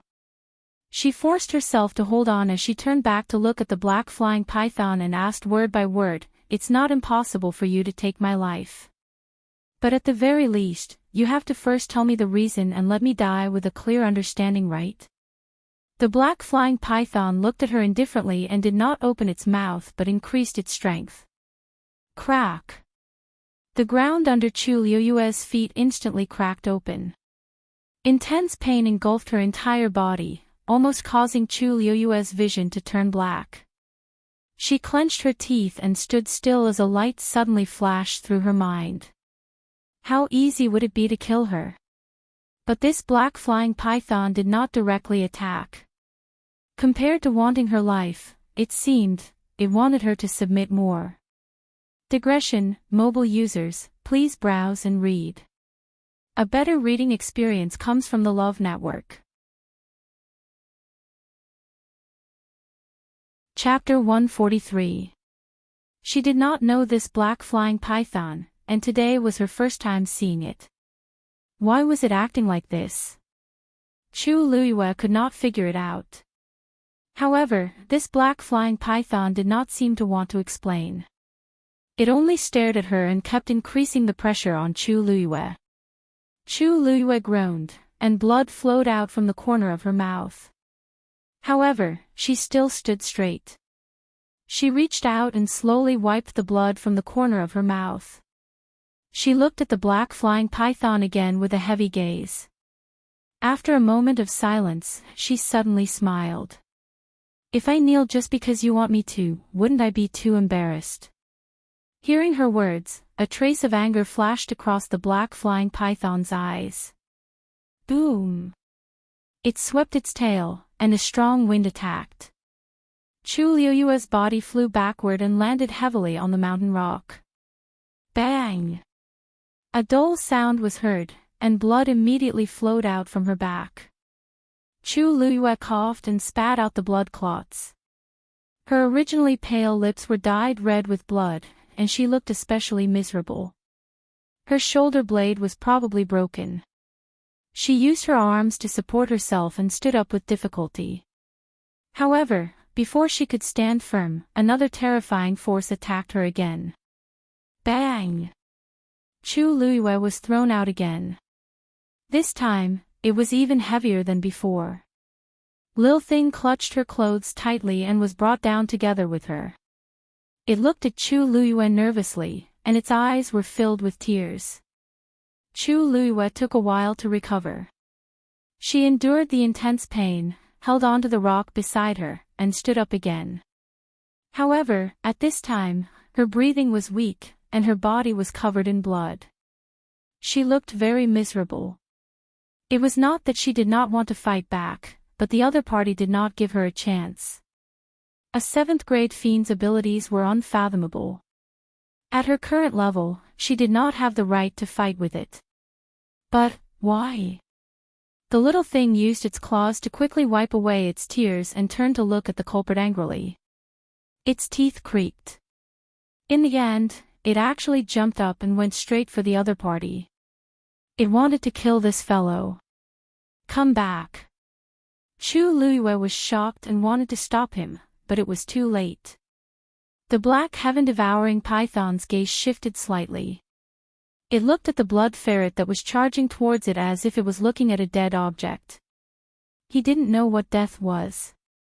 As the powerful pressure descended, the little thing's body suddenly stiffened, and then it fell heavily to the ground. It was lying on the ground, motionless. It was unknown whether it was dead or alive. Chu Liyue's pupils suddenly shrank. His cold gaze fell on her. She looked up. The black heaven-swallowing python looked down at her, as if it was looking at an ant struggling in vain. After Elder Sun gave the order, the teachers who came with him immediately took action. Soon, they found the remaining students in the forest and sent them out of the forest. Things were progressing very smoothly. Before they set off, Old Sun had repeatedly warned them not to enter the heart of the mountain range. Therefore, most of the students stayed in the outer area, which made it easier for them to evacuate. When the teachers came back and said that most of the students had been sent out, Old Sun was a little surprised. So fast. Yes. The students didn't go deep. Although they were scattered, it was easy to find them. Moreover, I don't know if it was because of the black heaven-swallowing python, but all the magical beasts in the forest seemed to have been summoned, so we didn't encounter any obstacles. The teachers were also very glad. Old Sun nodded, and his heart finally calmed down. How many students are still in the forest? Other than the 3 who died, all the students in our batch have left, an elder said in a low voice. We, 4 died, and 1 is missing. The rest have also left, another elder said with a sorrowful expression. Sun Zhongyan was silent for a moment. This time, it was likely to be the most tragic battle the Academy had ever seen. If only he had known this would happen. Bai Chen, what about the new students? He suppressed his emotions and continued to ask. Bai Chen's expression was a little ugly. 2 people from Gu Mingzhu's team died. We found their corpses in the forest, but the remaining 3 are nowhere to be found. Also, there's no news about the 4 people in Chu Liuyue's team either. Sun Zhongyan was shocked. How can there be no news? The periphery is only so big. Moreover, they have a signal tube with them, so they should be able to find. He suddenly thought of something and his voice stopped abruptly. Bai Chen smiled bitterly. We've searched the other places, but there's nothing. There's only one place we haven't gone. Everyone knew where he was talking about. All their actions just now were to avoid the mountain occupied by the black heaven-swallowing python.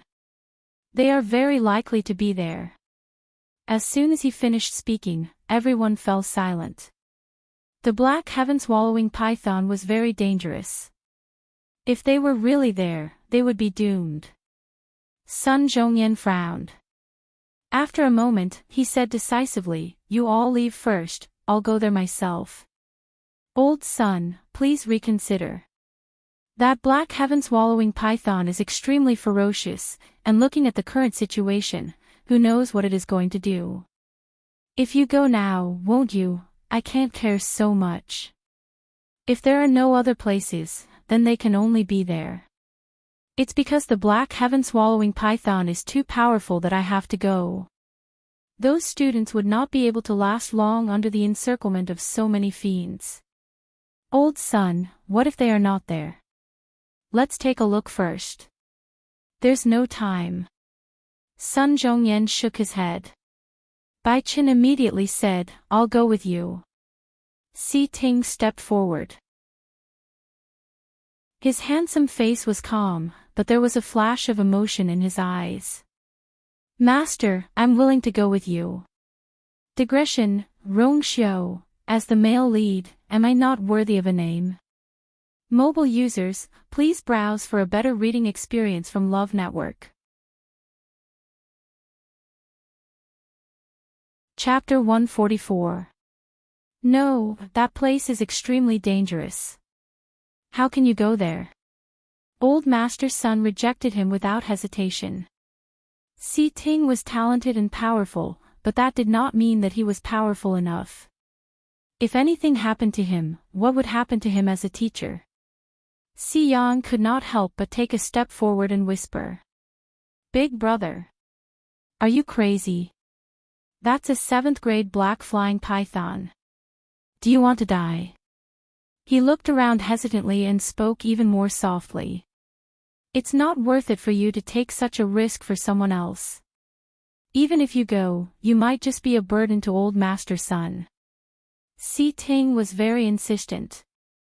Teacher, it's precisely because it's dangerous that I should go with you. You're my teacher. There's no reason for you to sit back and do nothing. What's more, you know how strong I am. Maybe I can help you when the time comes. Si Ting was a man of few words. Although his grades were top-notch, he was always very humble. Today, this was the first time he had said something like this. The other elders and teachers could not help but look at him. Xiang glanced at him and knew that he could not stop him. He suddenly felt a headache coming on. Big Brother had always been decisive. Once he decided on something, he would never change his mind. If he said that he wanted to go, then he would definitely go. Others might not know why, but he knew. Wasn't it because that person was there? Sigh. Xiang sighed heavily and walked to the side. Out of sight, out of mind. Old Master's son looked at Si Ting in surprise. You really want to go? Si Ting nodded. Old Master's son was silent for a moment. Seeing his serious expression, he finally agreed. Since that's the case, follow me. The exit should be outside. Xinhu knocked on the wall in front of him and wiped the sweat off his forehead. He looked delighted. Mu Hongyu took 2 steps forward and knocked on the wall like Xinhu. Then, she leaned in closer to listen. The sound seems a little different from before. Mu Hongyu said uncertainly. Xinhu, are you sure that the exit is outside? Of course. When I was at home, I loved to follow my father up the mountain. Although I don't know much about these things, I can tell something. Xinhu patted his chest. If you open this layer of the mountain wall, you'll find that it's not the exit. You can do whatever you want with it. Seeing how confident he was, Mu Hongyu believed him. Then, she looked at Gu Mingfeng. Why don't you do it? Gu Mingfeng nodded, indicating for the two to step back.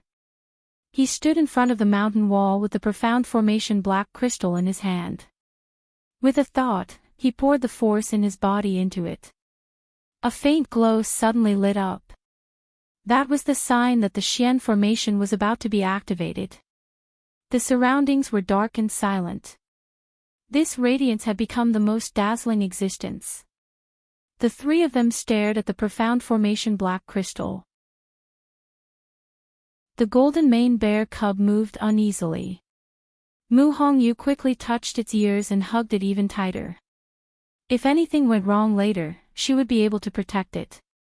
Gu Mingfeng's power continued to pour into the Xian formation black crystal, and the light on it became more and more brilliant. Very quickly, the outline of a Xian formation appeared. A faint wave of pressure also gradually spread out. Xinhu suddenly whispered. I wonder how Lu Yu is doing. Mu Hongyu's heart skipped a beat.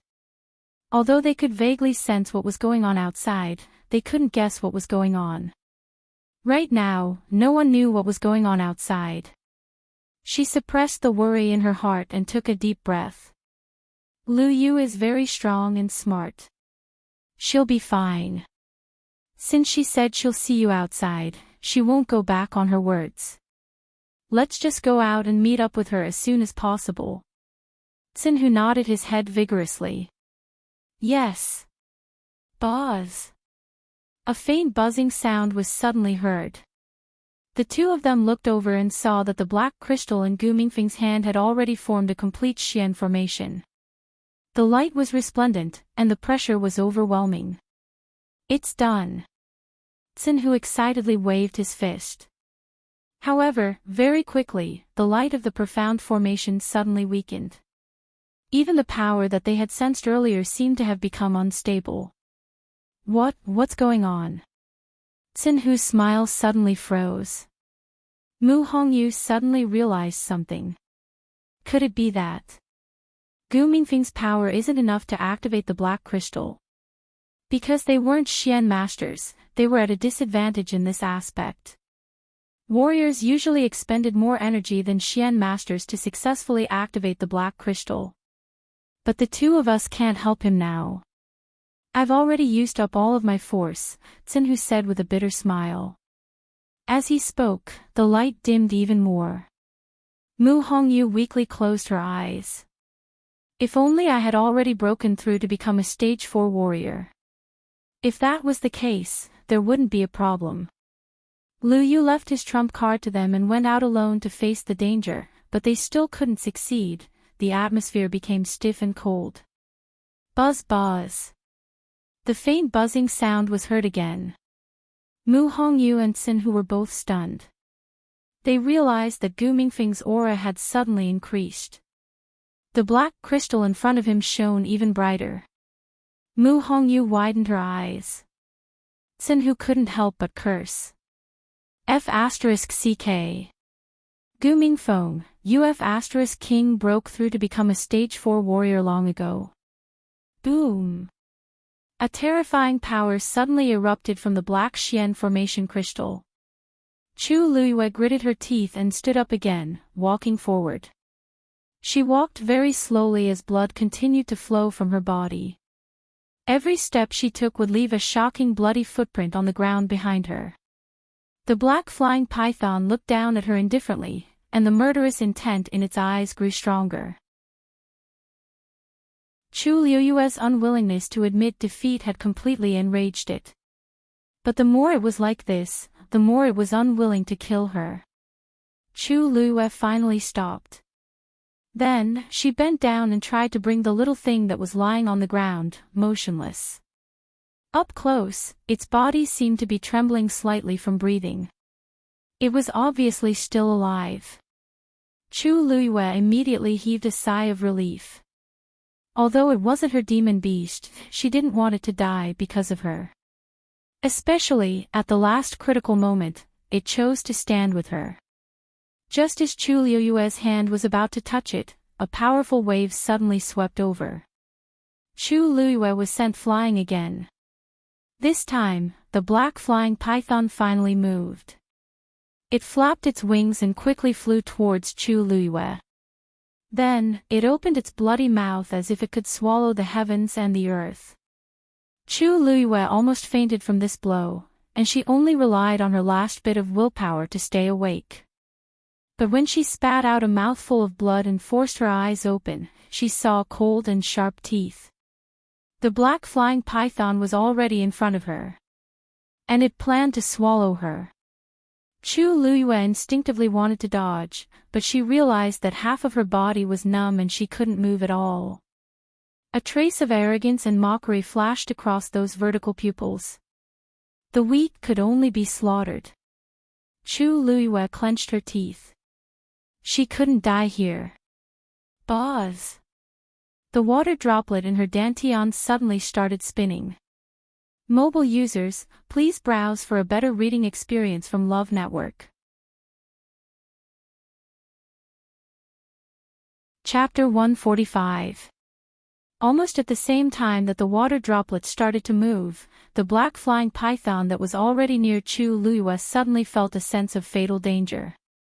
It looked at Chu Luiyue in shock. The contempt and ridicule in its eyes had completely disappeared and was replaced by an unconcealable deep fear. The next moment, it retreated in a panic. As if Chu Luiyue was an incredible and terrifying existence. All the surrounding magical beasts were stunned when they saw this situation.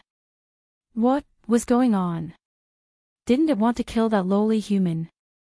Why? Chu Luiyue suddenly regained her senses and realized that the water droplet in her dantian had moved. The vast power kept surging and in the next moment, a small water droplet separated from it. Chu Luiyue suddenly felt her palm itch. She looked down and widened her eyes in shock. In the middle of her blood-stained palm, a small water droplet had unknowingly appeared. That water droplet was only the size of a soybean. It was completely transparent and smooth. It looked no different from an ordinary water droplet. However, one could only feel the terrifying power contained in it when they got close. Chu Luiyue stared blankly. This scene was very similar to the time when she had repaired her Yuan Meridian. The only difference was that the last water droplet had been used to repair her Yuan Meridian. This time, it was used to attack. Before she could react, that water droplet had already flown out. It went straight for the black flying python. The black flying python continued to retreat quickly, but the water droplet's speed was faster than it. In the blink of an eye, it was already in front of it. The black flying python flapped its wings and a red flame surged out. It formed a barrier in front of it. But in the next moment, a look of shock flashed across its eyes. Because that water droplet had directly passed through that layer of flame and did not even slow down. That water droplet's speed was too fast. If one looked closely, they could even see a small hole in the middle of the flame. Before the flame could rush over, the water droplet had already passed through and left. The black flying python was even more horrified. It had already sensed that something was wrong. The scene in front of it now proved its guess. Chu Luyue had an extremely powerful and mysterious power in her body. Even it might not be a match for this power. As it thought of this, it quickly retreated in an attempt to avoid this attack. That huge black and red figure moved crazily in the sky. Its route was messy and looked very strange. However, that water droplet seemed to have eyes. It followed closely and kept approaching. What's going on? Elder Sun and Si Ting rushed over silently, but they realized that something was wrong. They looked up and saw the black flying python swimming crazily in the sky. It looked as if he was hiding from something. Si Ting quickly looked up and frowned. Then, he shifted his gaze to the middle of the mountain. Actually, there was still some distance from the mountain, but they could already roughly see the situation there. Vaguely, a familiar figure could be seen halfway up the mountain. If it wasn't Chu Luyue, who else could it be? But at this moment, she was leaning against the mountain rock. Something seemed wrong. Si Ting's heart was in his mouth. He wanted to continue forward but was stopped by Elder Sunday. Si Ting, if we continue forward, we will reach the Fiend Beast Formation, which is the area controlled by the black flying python. If we go in, it won't be so easy to come out. Wait here. I will go and check it out. Si Ting's thin lips moved as if he wanted to say something. But when he saw Elder Sun's determined expression, he swallowed the words in his throat. Yes. After Sun Zhongyan finished speaking, he moved forward. Bang! A muffled sound was suddenly heard. Elder Sun and Si Ting were both shocked.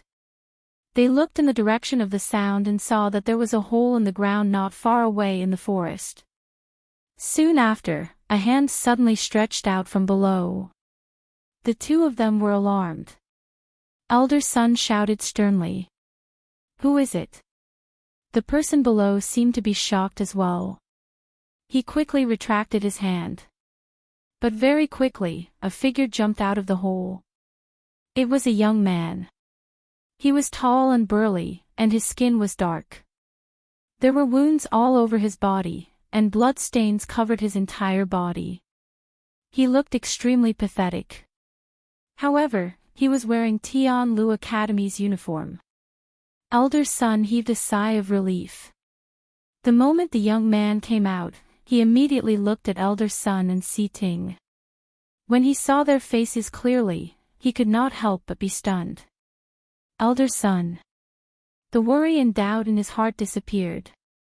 He immediately turned around and shouted into the hole. Hong Yu. Ming Feng. Come out quickly. The person outside is Elder Sun. Elder Sun and Si Ting finally understood when they heard these two names. This was Chu Liyue's team. Mu Hongyu and Gu Mingfeng quickly walked out from below. They were also in a sorry state and looked very pathetic. Elder Sun's gaze quickly swept across the three of them. He could not help but frown. What happened to you?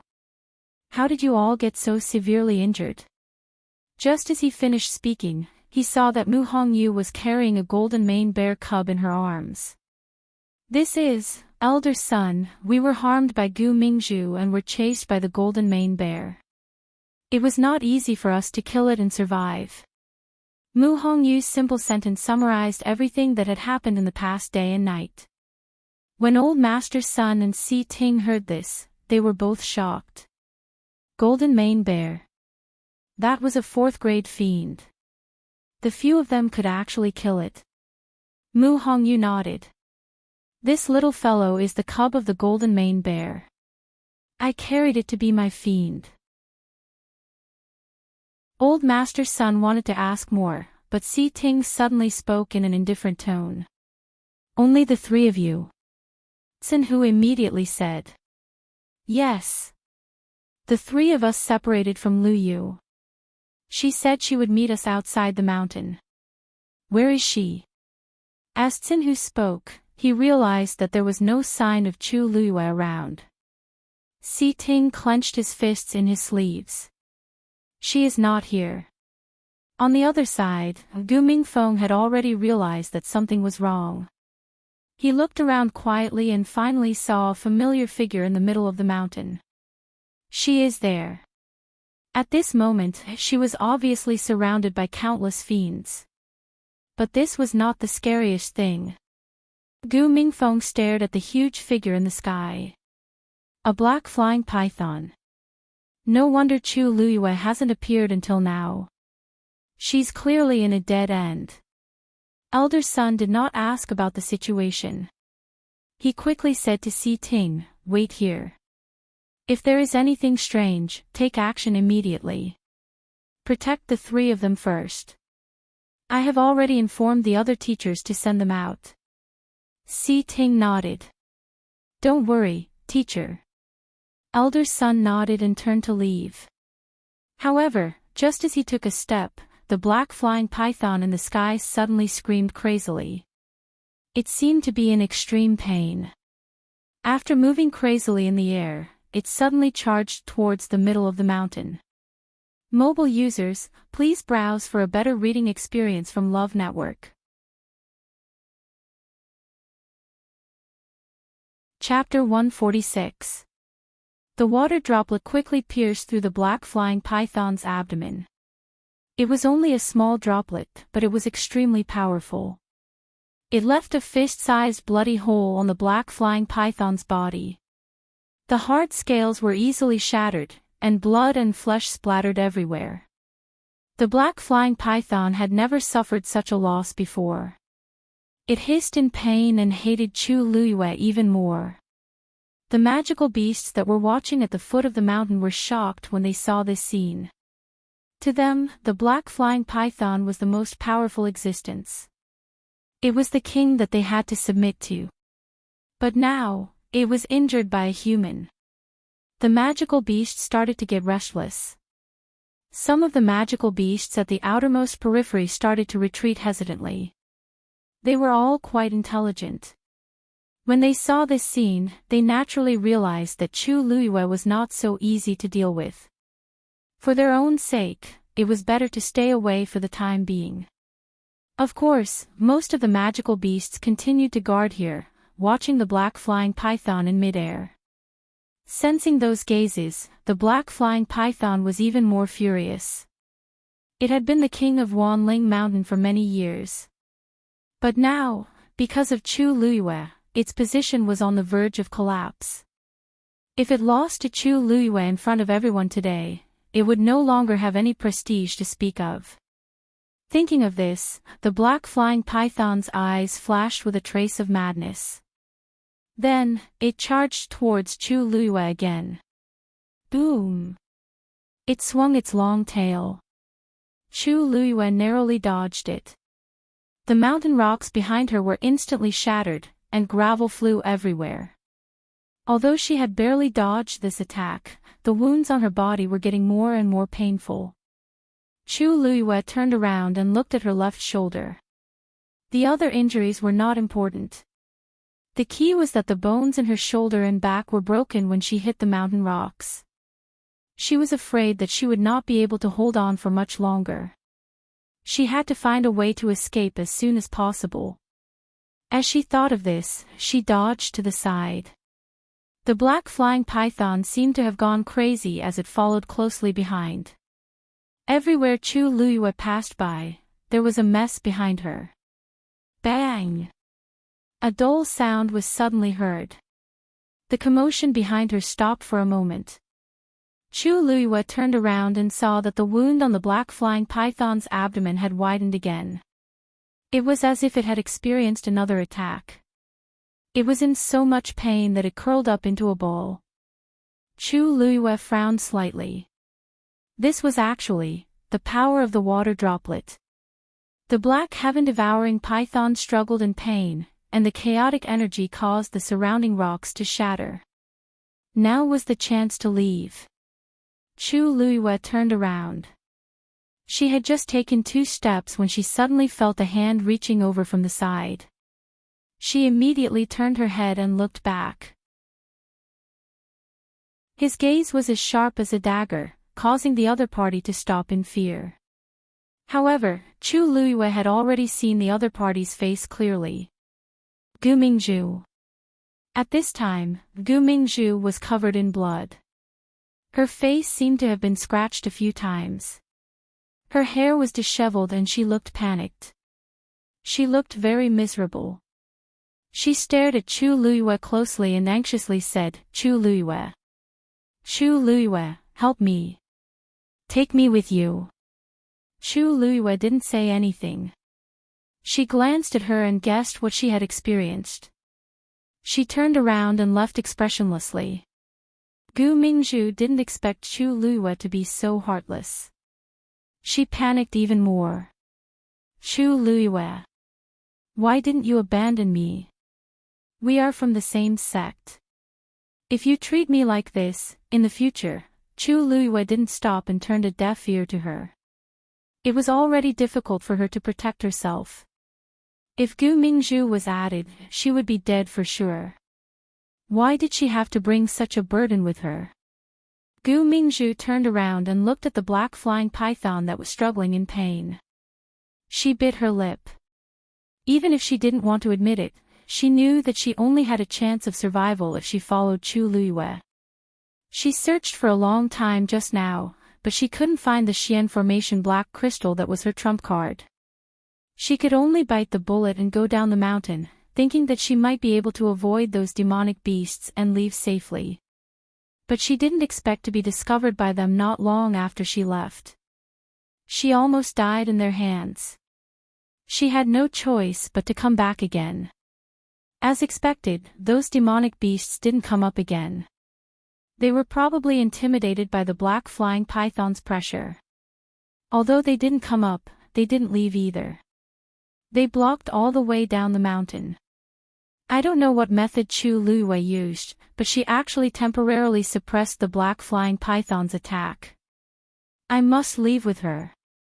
Thinking of this, she quickly followed Chu Luiyue. However, Chu Luiyue suddenly turned around and looked at her coldly. "Although I'm injured now, it's still easy to kill you. If you want to live a little longer, you better not provoke me." Gu Mingzhu was shocked by the undisguised murderous intent in her tone. After a while, she reacted. Chu Luiyue was actually threatening her. At this time, Chu Luiyue didn't care about their relationship as fellow disciples and actually said such words. "Chu Luiyue. Are you forcing me to my death?" Gu Mingzhu screamed in disbelief. Chu Luiyue sneered. "When you lured the golden mane bear over, you should have thought of this day." After saying that, she didn't stay any longer and turned to leave. Gu Mingzhu was furious. Her hatred towards Chu Luiyue had reached its peak. What a good Chu Luiyue. She obviously had the means to help, but she was still so heartless and wanted to kill her. Since this was the case, don't blame her for being heartless. Chu Luiyue had just taken 2 steps when she suddenly felt a cold wind coming from behind her. She quickly dodged and a stone flew past her ear. The stone was just broken and had sharp edges. More importantly, the stone was aimed at the wound on her back. If she hadn't dodged quickly, the stone might have hit her broken shoulder. Chu Luiyue frowned and turned around. "Gu Mingzhu. Youth." Before she could finish speaking, Gu Mingzhu suddenly pounced on her. Chu Luiyue raised her leg and kicked her hard in the chest. Gu Mingzhu fell heavily and spat out a mouthful of blood. However, she gritted her teeth and crawled over, hugging Chu Liyue's leg tightly. She turned around and screamed at the black flying python, "I'll help you hold her back. Can't you spare my life? You just want her life anyway, right? Can you not kill me?" A cold glint appeared in Chu Liyue's eyes. Mobile users, please browse and read. A better reading experience comes from Love Network. Chapter 147. The situation there doesn't seem to be right. Elder Sun noticed that not long after the black-winged heaven-devouring python charged towards the mountain peak, it suddenly stopped. From afar, it looked very strange. "I'll go there now. You guys must be careful here." After Elder Sun reminded them, he quickly left and headed straight for the mountain. Mu Hongyu watched in a daze, her eyes red. If it wasn't for us. Lu Yu wouldn't have, she choked and couldn't continue speaking. Big drops of tears kept falling. She had always been competitive and never cried in front of others. She always felt that she was weak. But now, she couldn't care less. The guilt and sadness in her heart were like seawater that surrounded her, making it hard for her to breathe. Xinhu's face was also very pale. In the end, he walked to the side and punched the tree. Gu Mingfeng was the calmest one. "She will be fine." Hearing this, everyone turned to look at him. Mu Hongyu couldn't help but ask. "Really? Mingfeng, how can you be so sure?" Gu Mingfeng looked calm and didn't say anything. How could such a decisive and intelligent woman allow him to fall into such a passive state? Her abilities were definitely not what they had seen before. She was too mysterious, as if she knew everything. Didn't it mean that she could escape unscathed after offending the crown prince and the Chu family? Deep in his heart, he had an inexplicable confidence in her. Even though he didn't know where this confidence came from. But, they just had to wait. Si Ting glanced at him, a dark glint flashing across his long and sharp eyes. Then, he retracted his gaze and looked at the mountain. His hands slowly clenched in his sleeves. He also knew that Chu Liyue was hiding her abilities, but that was a 7th-grade black flying python. What did she have to do to return safely? Elder Sun approached silently and soon reached the foot of the mountain. As he was worried that he would attract attention, he didn't dare to walk in the air. He could only hide in the forest. Although he wasn't discovered, the foot of the mountain and half of the mountain were occupied by fiends. If he continued forward, he would definitely be discovered. Elder Sun looked at the group of demonic beasts in front of him, and he was secretly anxious. The entire mountain had already been surrounded. If he wanted to break through from the outside, it was as difficult as ascending to the heavens. Not to mention the black-winged heaven-devouring python, just the demonic beasts outside attacking together would be difficult for him to handle. However, Chu Liyue and the others were still up there. He found a secluded spot with a better view and looked up the mountain again. From here, the situation above could be seen even more clearly. However, with just a glance, Elder Sun's heart skipped a beat. Halfway up the mountain, it was chaos. Chu Liyue and the black heaven-swallowing python were confronting each other from afar. The black-winged heaven-swallowing python curled up into a ball and continuously flung out its crazy power. It looked extremely terrifying. On the other side, Chu Liyue seemed to want to leave, but he was stopped by another person who hugged his leg tightly. Elder Sun took a closer look and realized that the person was Gu Mingzhu. What was she doing? Since she was also here, why didn't she leave with Chu Liyue? Instead, she was holding her back. It looked like not only did she not help her fellow disciple, Chu Liyue, but she was also helping the black heaven-swallowing python.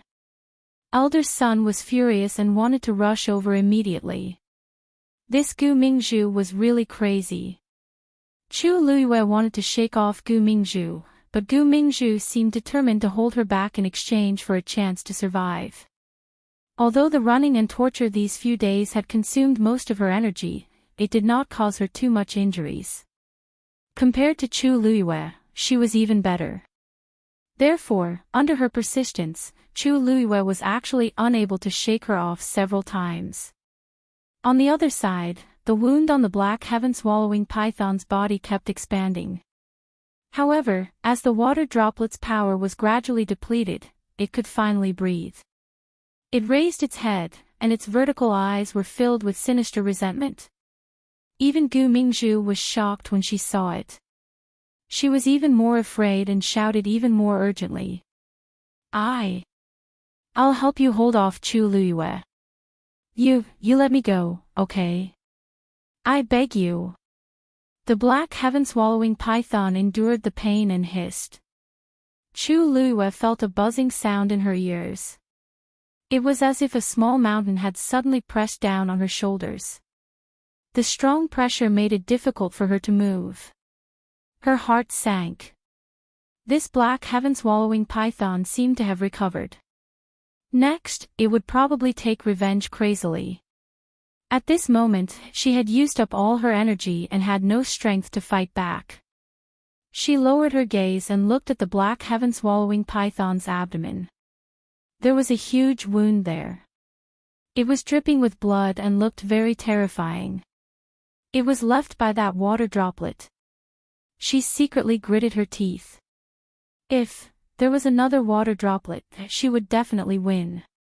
Just as this thought flashed through her mind, the black heaven-swallowing python suddenly moved. This time, it did not go forward directly. Instead, it rose into the air. It flapped its wings and a strong wind blew. It suddenly opened its mouth. A sharp whistle pierced through the clouds and fog.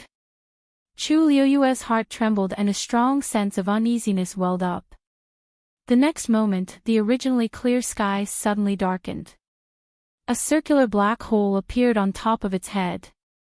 The surrounding drifting clouds were rapidly dragged into it.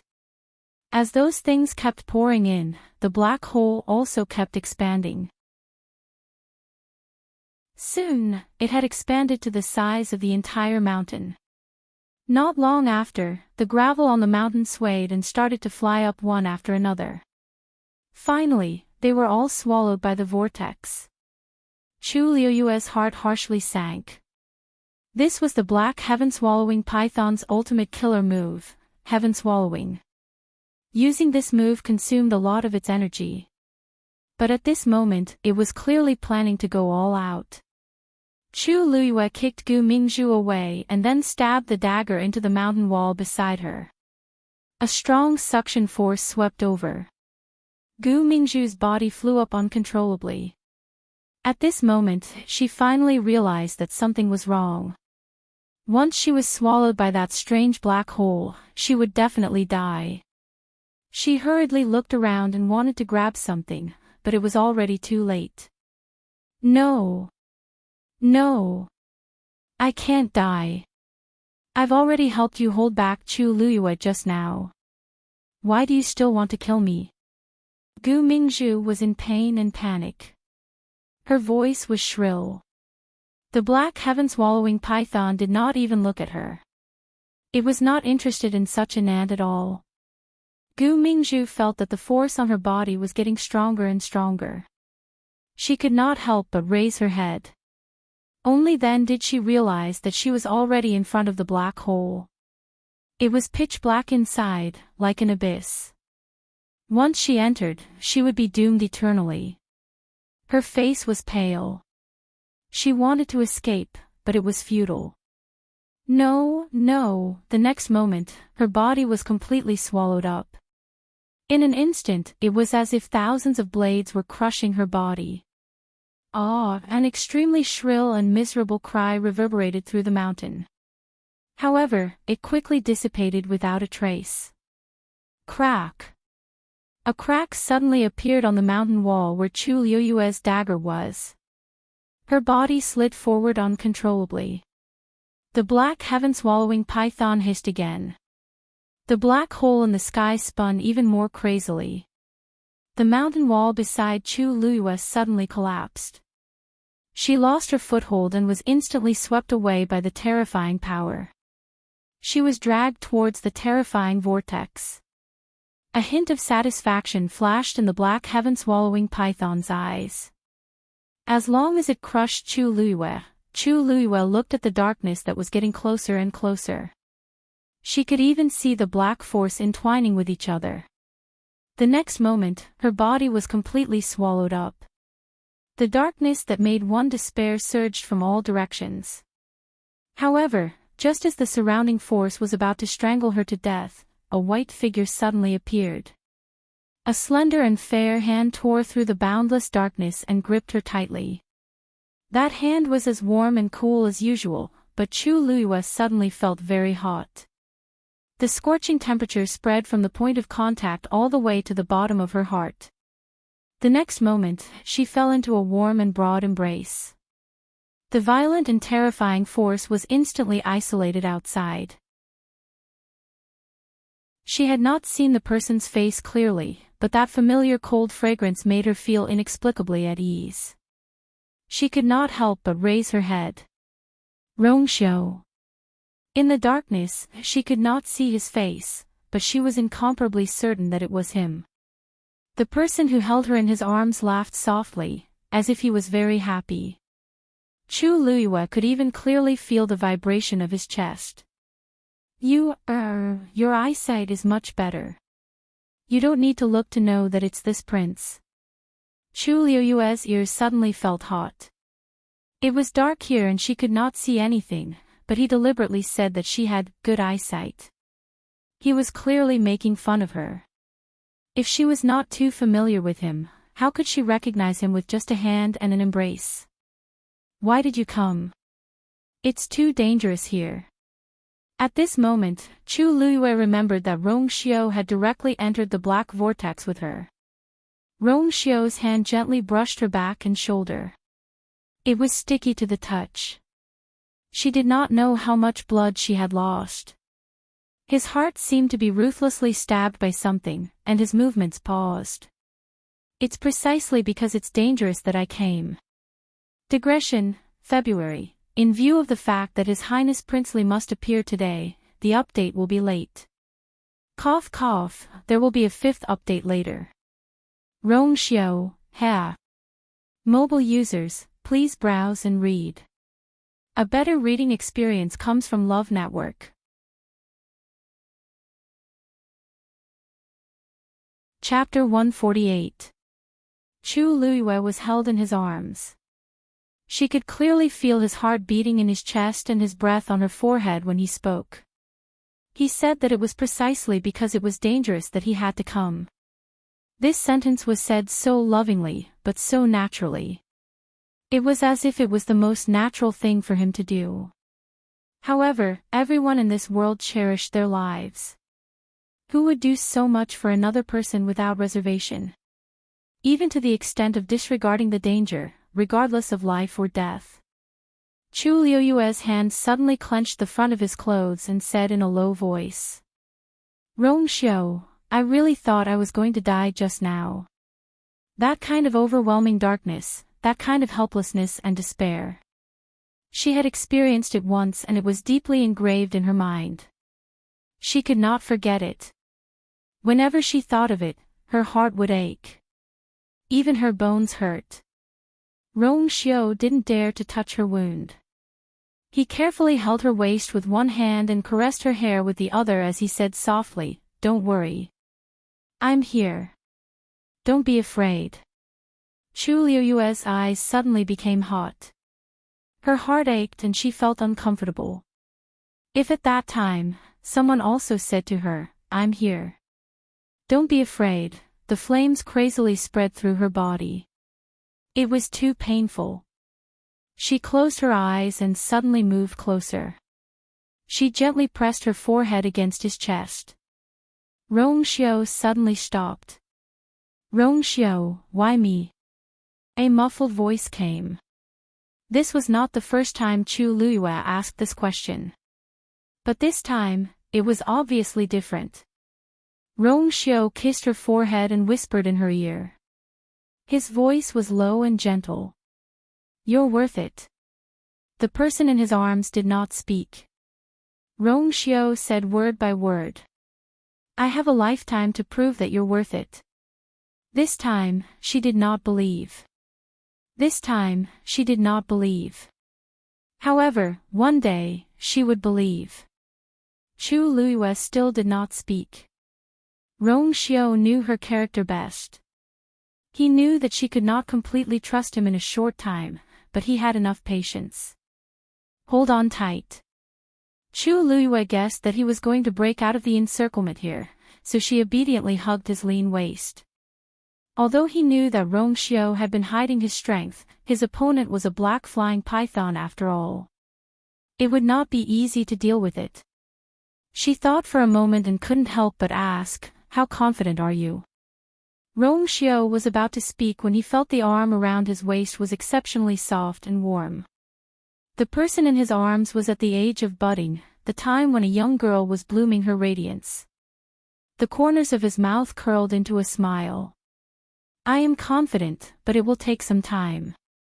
Old Sun had a panoramic view of the situation halfway up the mountain. His heart sank to the bottom.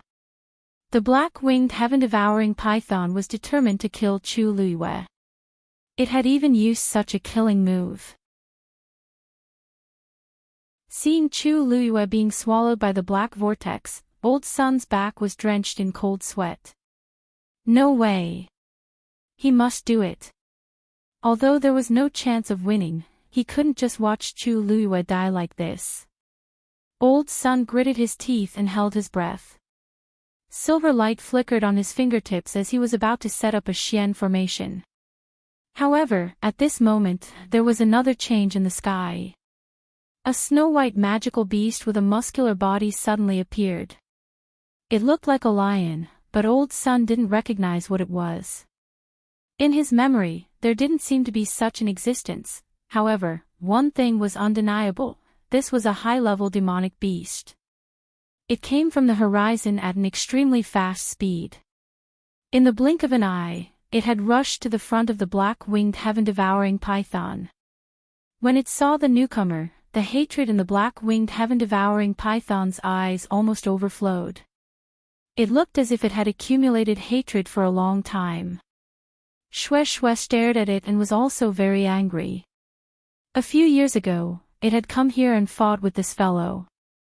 At that time, the black-winged heaven-devouring python was still a 6th-grade demonic beast and was beaten black and blue by it.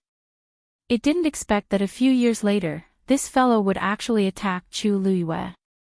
It was really tired of living. Roar!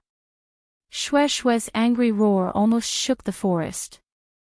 All the demonic beasts felt a vast pressure coming and couldn't help but be filled with fear.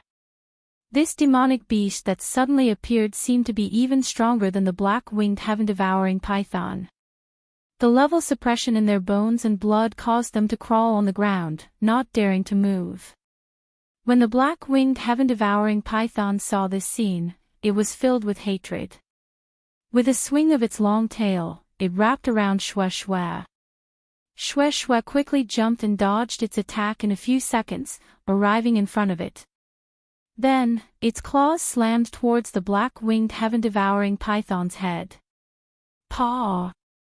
Flesh and blood splattered everywhere. The black-winged heaven-devouring python's huge body flew out uncontrollably and smashed heavily on the mountain. Several cracks appeared on the mountain. Half of the mountain was on the verge of collapse. Old Sun was dumbfounded. This is two high-level demonic beasts fighting. Roar! Xue Xue approached again. Without waiting for it to get up, it pressed down and beat it up again.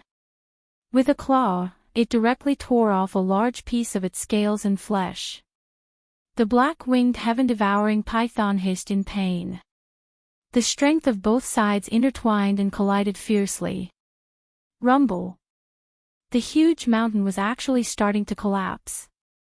Countless demonic beasts at the foot of the mountain started to flee in all directions. The entire Wanling Mountain was in chaos. Old Sun wanted to take advantage of the chaos and go forward, but he bumped into a group of golden-eyed demonic beasts. They seemed to have been provoked by something. When they saw Old Sun, they rushed forward without hesitation. They seemed to want to risk their lives with him. Old Sun had a bad feeling. These demonic beasts seemed to have gone crazy. He was entangled with the golden-eyed demonic beasts. He wanted to break through the encirclement to save people, but these demonic beasts seemed to not care about their lives and trapped him tightly. Old Sun hurriedly looked up and saw the black vortex in the sky explode. He suddenly paused, and his face turned pale. On the other side, Si Ting and the rest also saw this scene and were all speechless. Mu Hongyu turned around and covered her mouth, but her shoulders could not help but tremble. They are here. A few teachers suddenly rushed over, looking anxious. Retreat. The demonic beasts in Wanling Mountain are crazy. We have to leave as soon as possible. No. Lu Yu is still there. Shi Tsinhu roared angrily. Before he could finish speaking, he passed out. A teacher supported him and said with a frown, "Take them all away. We can't stay here for long." Si Ting suddenly turned around and walked into the depths of the forest. Digression, would you believe me if I said that I got a disease that makes me sleepy whenever I look at a computer?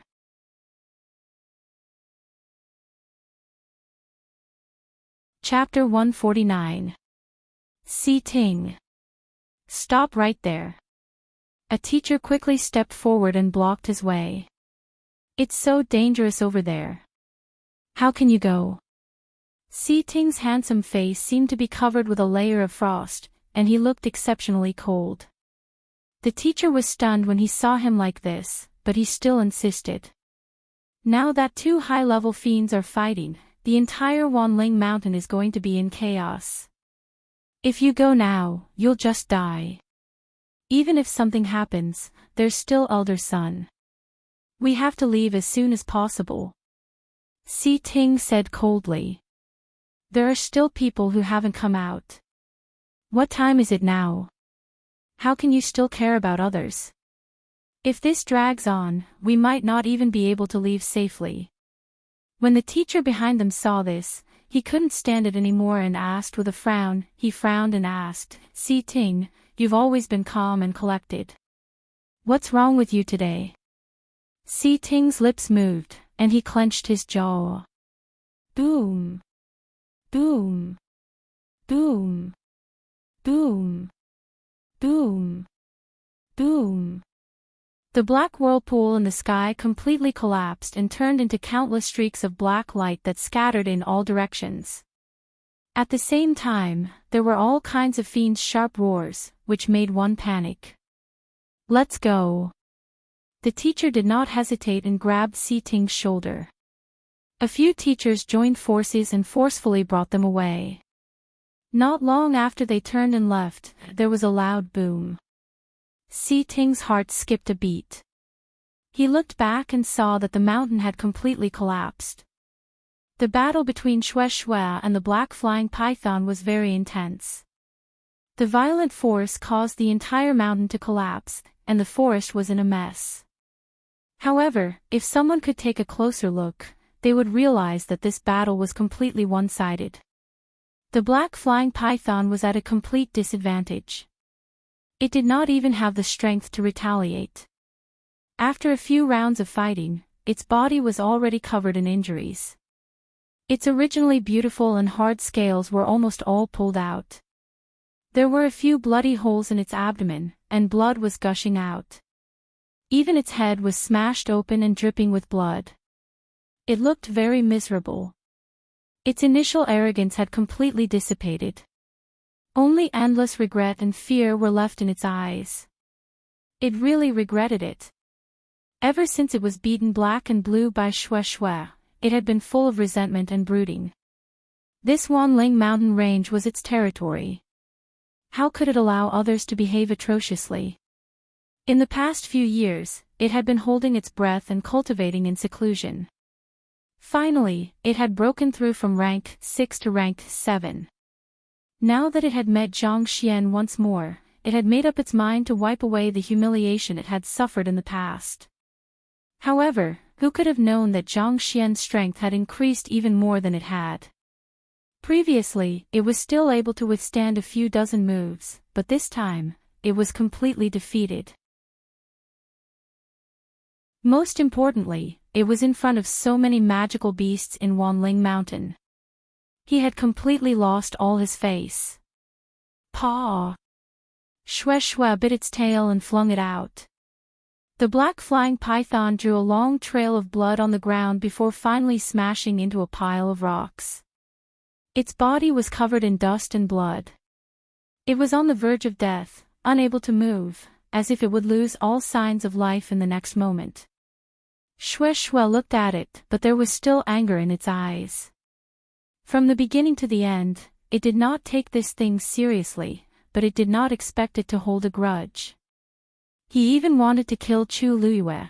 If he didn't hit it, who would he hit? Just as it was about to continue its lesson, it suddenly paused and turned around. In the void, there was a transparent ripple. Soon after, a tall and slender figure walked out from within. It was Rongxiu. He was carrying a woman in his arms. It was Chu Luiyue. Shue Shue's eyes were filled with guilt and pity when it saw the bloodstains on Chu Luiyue's clothes and the shocking wounds. It quickly ran over, wanting to take a closer look at her. Rongxiu glanced at it.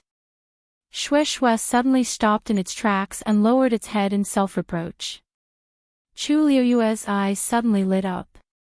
Only then did she realize that they had already escaped from the black whirlpool. She looked at Rongxiu in a daze. He actually, really did it. Just what level had his strength reached? Sensing the movement beside her, she turned her head and saw Shue Shue. Then, she saw the black flying python lying in a pile of rocks not far away. It was unknown whether it was dead or alive. Its body was full of wounds and there was almost no part of it that was unscathed. It could be seen how ruthless Shue Shue was. Chu Luiyue opened her mouth. Shue Shue was actually so powerful. It could actually kill a 7th-grade demonic beast to such an extent, but it was unscathed. When this matter is over, you can go back and receive your punishment. Rongxiu said lightly. Shue Shue let out a low whimper and lowered her head even more. Chu Luiyue tugged at Rongxiu's clothes. All right. How are you going to punish Shue Shue? It was the one who dealt with the black flying python. Rongxiu narrowed his eyes. It stayed with you for too long, so you have a trace of its aura on you. This black flying python has a grudge with it. It sensed its aura on you, so it attacked you. Chu Luiyue was stunned for a moment. So, it was because of this. She didn't know whether to laugh or cry. She was puzzled about the black flying python's hostility towards her.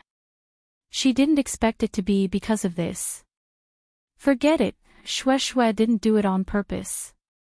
It can only be said that it was too coincidental. Chu Luiyue liked Shue Shue very much. Although it caused such a blunder, she couldn't blame Shue Shue at the end of the day. Shue Shue felt even more ashamed and blamed itself. Its tail also hung down. Yes, but I only stayed with Shue Shue for a short period of time. It's not my demonic beast. Why do I have its aura on me? Chu Luiyue muttered doubtfully. Even if there was, it should be very faint. Logically speaking, it shouldn't cause the black flying python to have such a strong murderous intent. Shue Shue's body stiffened. Rongxiu's eyes darkened. There seemed to be a layer of fog between his eyebrows. He couldn't see clearly and said lightly.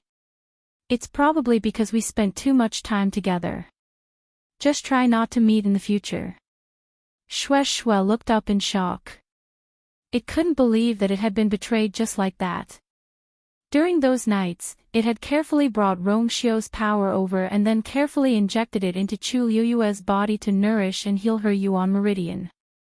Even if it didn't take credit, it should have worked hard. Why did it turn against its demonic beast now? The aura in Chu Liyue's body didn't belong to it. It was clearly Rongxiu's.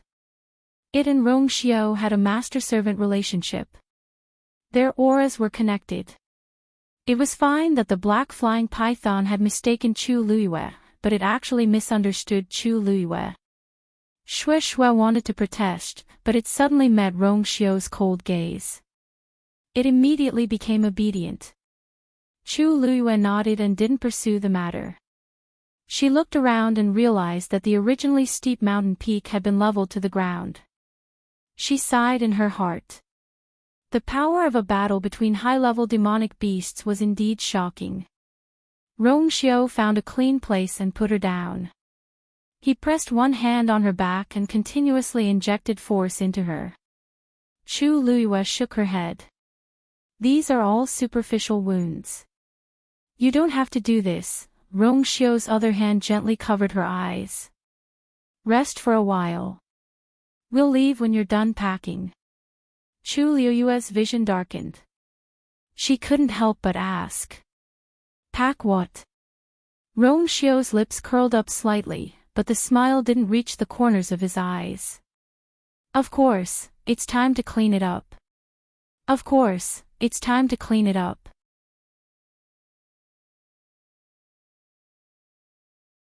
Chapter 150. Outside Wanling Mountain, Tianlu Academy's students and teachers were waiting in silence. The atmosphere was stagnant, and no one said a word. The silence was suffocating. Some students were seriously injured and in a coma. Although some were fine, they were injured. At a glance, almost no one came out unscathed. Time ticked by, and the waiting became more and more unbearable. Occasionally, some people would look at Wanling Mountain. Their faces were no longer filled with anticipation and excitement. Instead, they were filled with fear. Who would have thought that something like this would happen in Wanling Mountain? Now, it seemed like it still made people feel fearful. Suddenly, the sound of wind breaking could be heard. A few figures quickly flew out of the forest. Everyone looked over. The teachers standing at the very front all revealed joyful expressions. You're finally back. There seemed to be a huge commotion in Wanling Mountain just now. What happened? That black flying python seemed to have used a killer move. It was too dangerous. Luckily, you came out in time. They were waiting outside, so they could not see the situation inside. They could only vaguely hear loud noises as if an intense battle had broken out. Two teachers went forward and handed Xin Hu and Mu Hongyu to the people beside them to take care of. One of them sighed. Don't mention it. That black flying python seemed to have gone crazy. It sent all the fiend beasts in the mountain range to surround that mountain. Mu Hongyu and the rest had a hard time escaping. Later on, another high-level magical beast appeared and fought with the black-winged heaven-swallowing python, raising the entire mountain to the ground. If we were any later, it would have been difficult for us to come out. What? An advanced fiend beast appeared. Everyone looked at each other, their hearts filled with shock. Didn't Elder Sun say that this place was the black flying python's territory? What was the advanced fiend beast that appeared later? It actually dared to fight with it head-on. We didn't see it clearly, but it was indeed very powerful. It was even more powerful than the black flying python. Everyone was speechless. The black flying python was a 7th-grade fiend beast, and it was extremely powerful. What kind of fiend beast was more powerful than it? It was an existence that only appeared in legends. They were really unlucky this time to actually encounter such an opportunity. Where's Elder Sun? He didn't come back with you. Bai Chen glanced around and didn't see elder son's figure, so he couldn't help but ask. The teachers looked a little embarrassed. After a while, someone said, "Elder son went to that mountain alone to save people. We couldn't get in touch with him. How is that possible? Isn't that too dangerous?" Bai Chen frowned, but a thought suddenly flashed through his mind. Wait a minute. Save people. In addition to Mu Hongyu and the others who had already returned, there was also, where are Chu Luiyue and Gu Mingzhu? The two of them are on that mountain. Master went to save them. Si Ting suddenly spoke. Everyone fell silent. Elder son was the strongest amongst them, but even he wasn't a match for the black-winged heaven-devouring python. If he went alone like this, it was simply, elder son. A teacher inadvertently raised his head and saw a familiar figure walking out of the forest. He couldn't help but call out. Everyone hurriedly looked over. Bai Chen had just heaved a sigh of relief when he saw the bloodstains on elder son's body. His expression changed, and he quickly rushed forward. Elder son. Are you injured? Elder son waved his hand. It's just a small injury. Bai Chen looked at his gloomy expression and suddenly felt uneasy. Elder son actually came back alone. Elder son. Lu Yu and Gu Mingzhu, elder son shook his head tiredly and sighed. I'm useless. I didn't manage to save them in time. They were all sucked into the black-winged heaven-devouring python's killer move. The moment he said this, the crowd fell silent. If even elder son said this, then it was almost certain that the two of them were dead. How could they possibly be a match for the black-winged heaven-devouring python? Mu Hongyu suddenly stood up. I don't believe it. If he was alive, he wanted to see him. If he was dead, he wanted to see the corpse. I'll go find her. With that, she quickly walked forward. However, before she could take 2 steps, her vision turned black, and she fainted. A teacher at the side immediately went forward to check on her. Her internal and external injuries are very serious. In addition, she lost a lot of blood. It's already very difficult for her to hold on until now. She suddenly fainted because of the shock. Elder son, you don't have to worry too much. Give her some medicine later and let her rest more. She'll recover. Elder son nodded, but he still looked a little dazed. He was still regretting and blaming himself for not being able to save the two of them.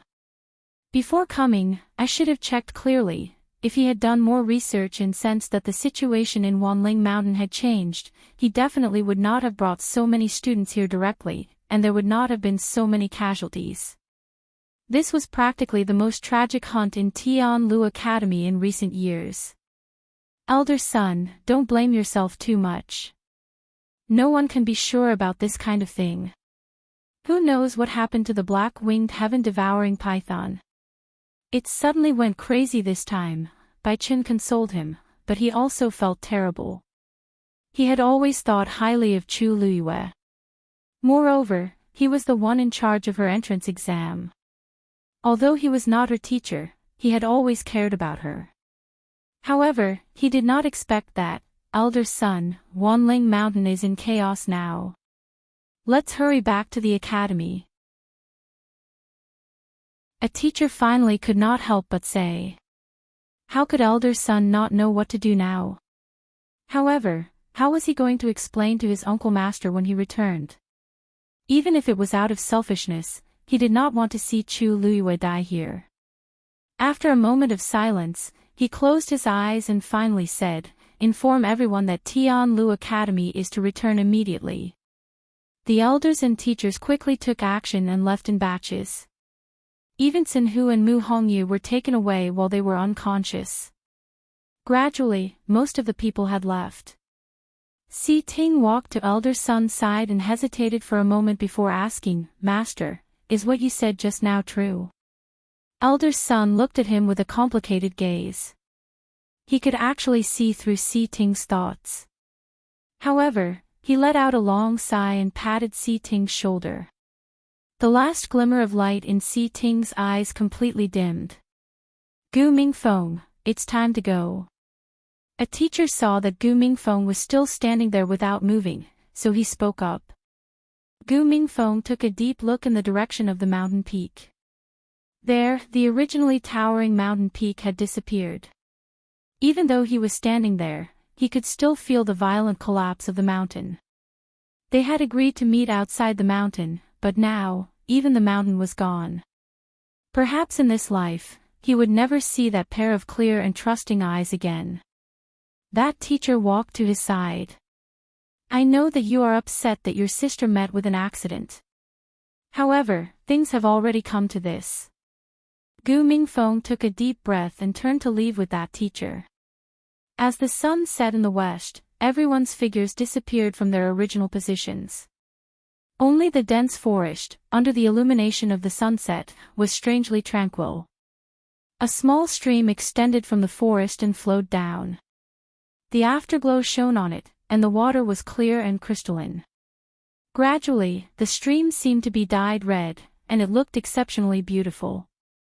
Then, the red gradually became thicker and thicker, almost turning into a river of blood. The corpse of a golden-eyed demon beast was faintly discernible. Mobile users, please browse for a better reading experience from Love Network.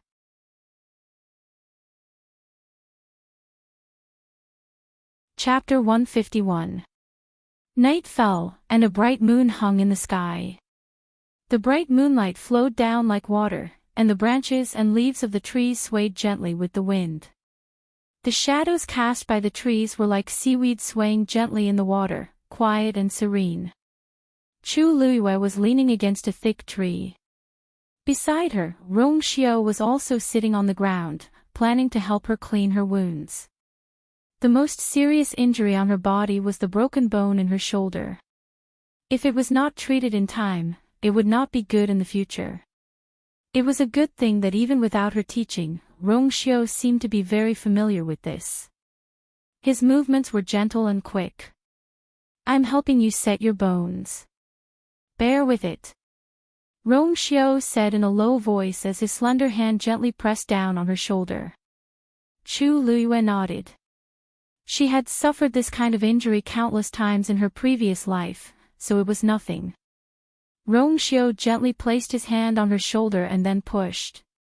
Chu Luiyue's body trembled from the pain. Rong Xiao looked at her and saw that the young girl's face was pale. Because of the pain, her forehead was covered in sweat. But from beginning to end, she did not make a sound as she forcefully swallowed the pain. Rong Xiao's eyes were slightly cold. He felt a bit of regret in his heart that he did not properly torture that bastard before taking care of him. His movements were even more gentle as he took off his white coat. With a chi-la sound, he tore it into strips and wrapped Chu Luiyue's wounds. Chu Luiyue heard this sound and turned her head to look. She could not help but smile. Your Highness, your clothes are very expensive. Isn't this too wasteful? Rong Xiao knew that she was teasing him, so he also smiled. It's no problem, it's just a piece of clothing. You can just compensate me with another one later. Chu Luiyue raised her brows. You really don't want to suffer a loss. Your Highness is really stingy. Rong Xiao's movements paused as his smile deepened. I've always been generous, but I'm stingy towards you. Chu Luiyue felt as if his heart was being gently rubbed by something. After this incident, an invisible barrier seemed to have been broken between her and Rong Xiao. Although neither of them said anything, their relationship did seem to be much closer than before. I'm already used to His Highness' stinginess, but I'm curious about something. Why did you come so coincidentally? This place was 2 days away from the imperial capital, so it was absolutely impossible for Rong Xiao to arrive here in an instant. That meant that it was very likely that he had arrived here a long time ago. Rong Xiao's expression did not change. Rong Shu said that she wanted to hunt a demonic beast, and it just so happened that there was a demonic beast tied here, so I came to take a look personally. I plan to choose a suitable one and bring it back to her. Rong Shu was the current 8th princess. She was already 13 years old this year, which was indeed the age to find a magical beast to hunt.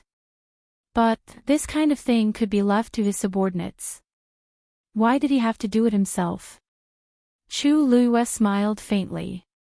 You really care about the 8th princess. Rong Xiu did not mind that she had seen through him. Instead, he looked at her steadily. Yes, I do care about her very much. It went without saying who he was referring to. Chu Luiyue's heart skipped a beat, and she did not know how to reply. At this moment, Shui finally came back. It walked to Chu Luiyue and put down the thing in its mouth. It was the blood ferret. When Shui left earlier, Chu Luiyue thought that since it was a high-level demonic beast, it should be very sensitive to the aura of other demonic beasts, so she asked it to help find this little thing. After the mountain collapsed, she actually did not have much hope in her heart, but this little thing risked its life for her, so she still remembered it. She did not expect to really find it. But at this moment, the little thing was lying on the ground, motionless. Chu Luiyue checked it and found that it was still breathing weakly. She immediately heaved a sigh of relief. It was still alive. Sensing her touch, the little thing's tail suddenly moved, and then it slowly opened its eyes. Those round eyes clearly reflected Chu Luiyue's face. It looked at her in a daze and blinked its eyes, as if it had not reacted. Chu Luiyue carefully picked it up and pinched its ears. It's okay, now we are safe. Only then did the little thing realize that it was not dreaming. Its eyes widened, and then it hugged Chu Luiyue's thumb and cried. It thought that it was already dead. It thought that it would never see her again. Chu Luiyue saw that it was crying so sadly, and she found it funny and sad at the same time. Okay, come back with me. In the future, this kind of thing will not happen again, okay? This little thing was very congenial to her, and she liked it very much. Now that it was still alive, it was best to bring it back. Although it could not be treated as a magical beast to hunt, it could be treated as a pet magical beast to accompany her. When the little thing heard this, it realized that it could always be by her side in the future, and it could not help but cry even louder. After a long time, it stopped, but its body was still sobbing, and its eyes and nose were red. It looked pitiful and cute. It saw that Chu Luiyue's shoulder was injured, so it obediently stayed by her side. Rong Xiu looked at it from the side and suddenly said, "It's really lucky." Chu Luiyue was in a good mood at this moment, and her eyes were curved. Yes. Previously, in order to help me, it was attacked by the black flying python, and then the mountain collapsed. As Chu Luiyue spoke, she suddenly felt that something was wrong. This little thing was only a third-grade magical beast, and the kind that did not have much fighting power. How could it have withstood the black flying python's angry attack? Moreover, after the entire mountain collapsed, the situation was so chaotic, but it actually survived safely. Chu Luiyue held it in her hand again and looked at it over and over again. The little thing seemed to be tickled, and it rolled around happily in her hand. Chu Luiyue was stunned. This little thing did not seem to be seriously injured. Other than a few scratches on its body, it was completely fine. Now that it was alive and kicking, who could imagine what it had gone through before? The most important thing was that Wanling Mountain was the black flying python's territory, and all the magical beasts here obeyed its orders due to the difference in level. The magical beast's attack was the best evidence. But this little thing seemed not to be affected. Not only did it not attack her together with the other magical beasts, but it also stood on her side and went against the black flying python. The more Chu Luiyue thought about it, the more she found it strange. She carefully checked the little thing again, but did not find anything unusual. The little thing hugged her finger intimately, and its furry tail rubbed against her finger. Just as Chu Luiyue was in a daze, Rongxiu suddenly stretched out his hand and took the little thing over. You need to rest now. Think about these things in the future. Chu Luiyue felt that he was right, and she nodded. The little thing was suddenly forced away from the warm place, and it immediately woke up and stared fiercely at Rongxiu. Rongxiu glanced at it lightly. Humph. The little thing was frightened, and it immediately retracted its gaze, and obediently turned around to wait.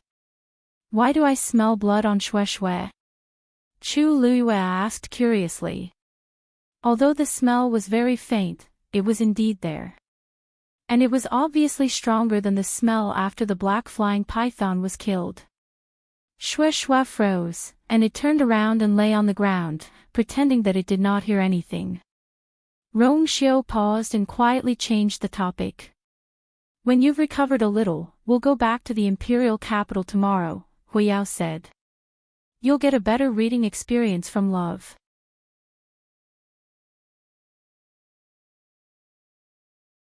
Chapter 152. 2 days later, the teachers and students returned to the academy, but they were not as excited and happy as they were when they left. The demonic beast riot in Wanling Mountain had caused many casualties.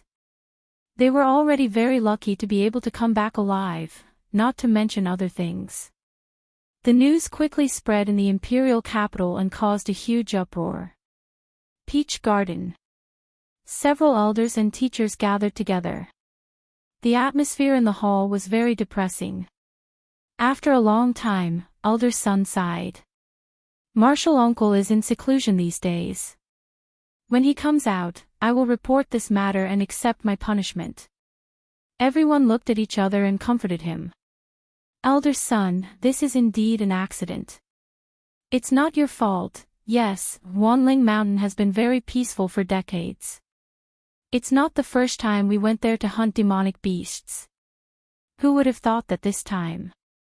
Elder Sun, if you didn't give the order to retreat in time, our casualties would be even greater. You don't have to blame yourself anymore. Elder Sun waved his hand, indicating that they didn't need to say anymore. A mistake is a mistake. We have to clean up the mess now. Is the casualty list out? Wen Yan immediately said. It's done.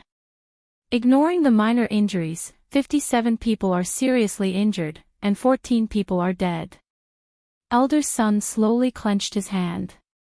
Why are there so many? Didn't you say there were 8 people? Yes, there were indeed 10 people who died at the beginning. Later, Yi Qing found the bodies of the 2 missing people under a cliff somewhere. What about the other 2?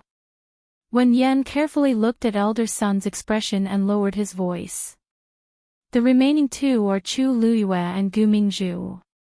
The mountain collapsed, and the 2 of them were swallowed into the black whirlpool of the black flying python. How could they survive? Therefore, the 2 of them were also included in the death list. Elder Sun was stunned when he heard their names. He was silent for a while. Inform their families. In addition, our academy will be fully responsible for this matter.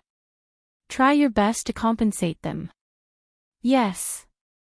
Gu family. Slap. The crisp sound of a slap broke the silence in the room. Gu Mingfeng's head was tilted, and his face quickly became red and swollen. How did you take care of your sister? Why is she the only one who died when so many people are fine? Gu Mingfeng, explain it to me today. Otherwise, don't even think about leaving this house. The Gu family's patriarch, Gu Wenhui, was furious. He slapped Gu Mingfeng as if it wasn't enough, so he slapped him again. There was a clear palm print on Gu Mingfeng's face. He looked at Gu Wenhui expressionlessly. It was just a glance, and then he lowered his eyes. This was his so-called father. In his eyes, there was only Gu Mingzhu. As for him, he was just an eyesore. She was not in the same team as me, so I don't know how she died. How dare you lie? Gu Wenhui was so angry that he kicked Gu Mingfeng in the chest and shouted angrily. Her profound formation black crystal was used, but she didn't survive. Other than you, who else knows that she has this thing on her? You've always been jealous of her. This time, weren't you the one who stole her things and tried to kill her? How could I, Gu Wenhui, give birth to a thing that is worse than an animal like you? There was a numbing pain in his chest, and Gu Mingfeng's face was a little pale. Gu Wenhui used all his strength in this kick. If not for the fact that he was a mystic master and his physical strength was not that strong, this kick would have taken Gu Mingfeng's life. I don't know how she died. Gu Mingfeng repeated mechanically and indifferently. Besides, even elder son couldn't save her. Father, do you think that a profound formation black crystal can save her? Gu Wenhui was so angry that he laughed. Good, good, good. You even know how to talk back now. Your wings have hardened. Why aren't you the one who died? Why aren't you the one who died? Gu Mingfeng's eyelids twitched violently. In an instant, he felt that a part of his heart had completely collapsed. Ha! I should have seen it clearly. What was he? He was just a lowly existence that Gu Wenhui saw as a stain. Now, this so-called father wanted nothing more than to use his life in exchange for Gu Mingju's. Why? Was it because his birth mother was of lowly birth? Was it because he was the product of Gu Wenhui's drunken stupor? Gu Mingfeng wiped the blood from the corner of his mouth and slowly stood up. His gentle face was expressionless, but his entire body was frighteningly cold. When Gu Wenhui saw him like this, he was even angrier. Get lost. You're not part of the Gu family anymore. Gu Mingfeng looked up. Since you're chasing me out, I'll naturally listen to you. From now on, I won't step into the Gu family anymore so that I won't be an eyesore to you. Then, he directly turned around and left. Gu Wenhui slapped the table into pieces. When Chu Ning received the news, he happened to be discussing important matters with Emperor Zhaoan in the palace. This matter had too many implications, so Tianlu Academy had sent someone to report it early in the morning. After Chu Ning heard it, it was as if he was struck by lightning. He couldn't recover his senses for a long time. When Emperor Zhaoan saw him like this, he could only sigh deeply and then let him go back to rest for a few days. Chu Ning didn't know how he walked out of the palace, nor did he know where he had walked to. Everything around him seemed to have faded away, and he was the only one left in the world. He had never felt that his footsteps were so heavy. Every step he took was extremely tiring, and he even felt heart-wrenching pain. However, he didn't dare to stop. He was afraid that once he stopped, the despair and pain would completely drown him. Hey! How can you walk like this? On the streets, he walked in a daze. Someone hurriedly walked past him and bumped into him. That person said in disgust, but when he saw Chu Ning's clothes, he immediately realized that he had offended an important person. Thus, he hurriedly shut his mouth and left. When he left, he was still talking to the person beside him. Yeah. Who would have thought that Tianlu Academy would have so many casualties this time? I heard that more than 10 people died. What a pity. They were all rare geniuses. Hey, they said that Chu Luyue, who just got in a while ago, seemed to have died as well. He's a genius among geniuses. So what? If he dies, he won't have a chance to come back to life. Chu Ning forced himself to stand up, lowered his head, and walked forward. Someone stood in front of him. He looked up slowly and took a while to recognize the person in front of him. Chu Yen. His face was filled with curiosity and pity as he enunciated each word clearly. Big brother, I heard that Chu Luyue died. Oh, you will be alone in the future. What are you going to do? Love Network has a better reading experience.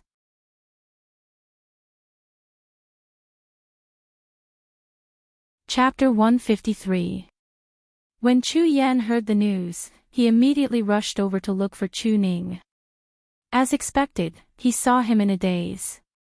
He finally let out the breath that he had been holding in all this time.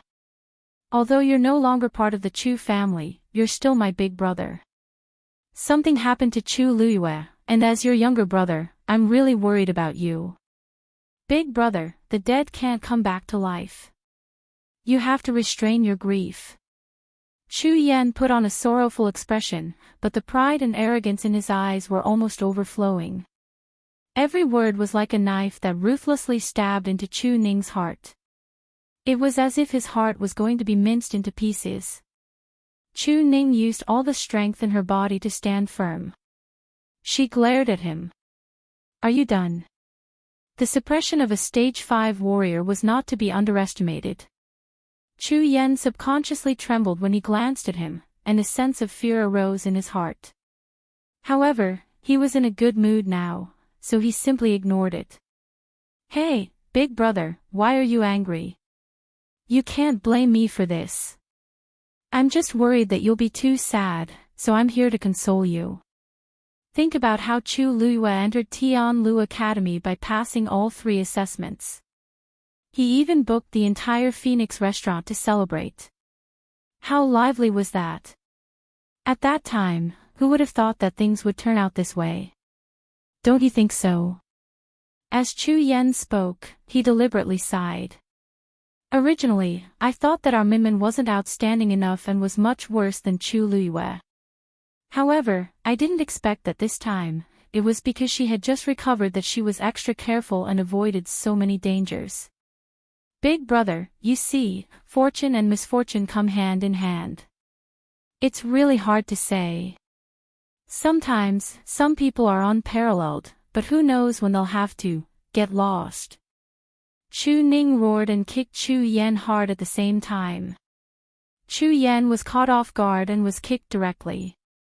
In addition, his strength couldn't be compared to the current Chu Ning, so Chu Ning's angry kick directly broke his bones. Chu Yan fell to the ground, and his face was pale from the pain. Chu Ning's face was terrifyingly gloomy as he quickly walked forward.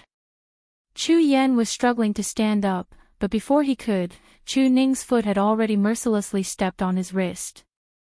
Crack! The sound of bones breaking was especially crisp. Ah! Chu Yan cried out in pain and almost fainted. Chu Ning, on the other hand, grabbed him by the collar and punched him in the face. This mouth, this person. He didn't want to endure it for even a moment. The people at the side had already recognized the identity of these 2 people. At first, they didn't dare to stop the fight, but in the end, when they saw Chu Ning's eyes were scarlet red and he grabbed the unconscious Chu Yan and wildly beat him up, as if he was determined to beat him to death, some people carefully tried to stop the fight. Lord Chu Ning. Lord Chu Ning, please stop hitting him. If you continue hitting him, he will die. However, Chu Ning did not seem to care at all. Instead, he slammed Chu Yan's head onto the ground. It was good that he was dead. If he died, the Chu clan would come and collect his corpse. Thinking of this, Chu Ning's movements paused as he suddenly thought of something. Eunuch Min came to report that Wanling Mountain's peak had collapsed, and Er's corpse was nowhere to be found. However, if he was alive, he wanted to see him. If he was dead, he wanted to see his corpse. Even if he had to dig 3 feet into the ground of Wanling Mountain, he would still search for it. Chu Ning threw Chu Yan to the ground, turned around and left quickly. When he heard that Chu Ning was here, Elder's son personally went out to welcome him. When he saw Chu Ning covered in blood, he was shocked. Lord Chu Ning, what happened to you? Chu Ning stared at him. Elder son, I have a favor to ask.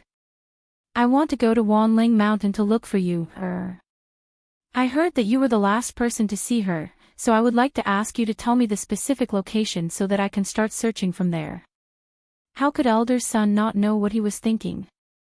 However, Lord Chu Ning, we are all very sad that something happened to Lu Yu. It is normal for you to want to look for her. However, at that time, she was swallowed by the black whirlpool created by the black flying python. Chu Ning's face became paler. His body swayed, and he almost fell down. He knew about the black heaven-swallowing python. Once one was sucked into it, it would be difficult to find his corpse. Elder Sun hurriedly supported him and closed his eyes. So, even if you go, I am afraid it will be in vain. Our academy has an unshirkable responsibility for this matter. Please tell me the location. I will look for her. Chu Ning slowly pushed his hand away and said firmly. Chu! Elder Sun wanted to persuade him again, but when he saw Chu Ning's expression, he couldn't bear it. He took a deep breath and said, Lord Chu Ning, to tell you the truth, I felt uneasy on the way back with the academy's students, so I went back to Wanling Mountain once. Chu Ning was stunned. Elder Sun paused and recalled the scene that time. He was still shocked. The entire Wanling Mountain was washed with blood. All the magical beasts had been killed. The river that spread out from the forest was completely dyed red with blood. Countless fiends' corpses floated on the river. That scene was really purgatory on earth. Wanling Mountain, which was originally bustling with life, became silent. Only the bloody smell that filled the sky made one's heart tremble. This was most likely caused by the high-level fiend that appeared that day. However, Elder Sun looked around and couldn't find any trace of it. Under such circumstances, it would be difficult to find any traces of them when they were alive, let alone find Chu Luiyue. Chu Ning looked defeated and was silent for a long time. But in the end, he still stubbornly said, this time, I must go. No matter whether he could find her or not, he must go. My Yu-er is most afraid of being alone. I will bring her. He turned around stiffly. After taking a step, he suddenly spat out a mouthful of blood and fell to the ground, unconscious. Let's go home. For mobile users, please browse and read. A better reading experience comes from Love Network.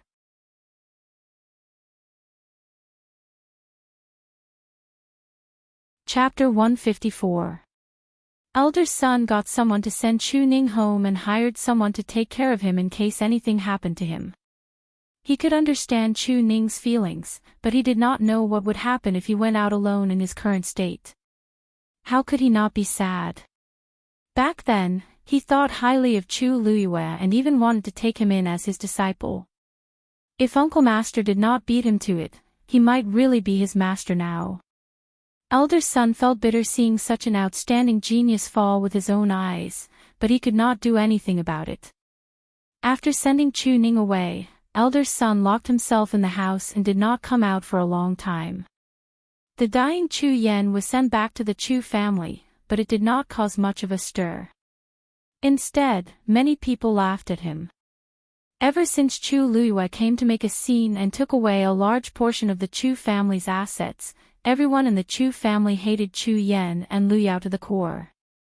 Of these two people, one used his identity as the third young master to abuse his power, while the other took advantage of the fact that he was in charge of the Chu family's finances and pocketed almost all of the Chu family's assets.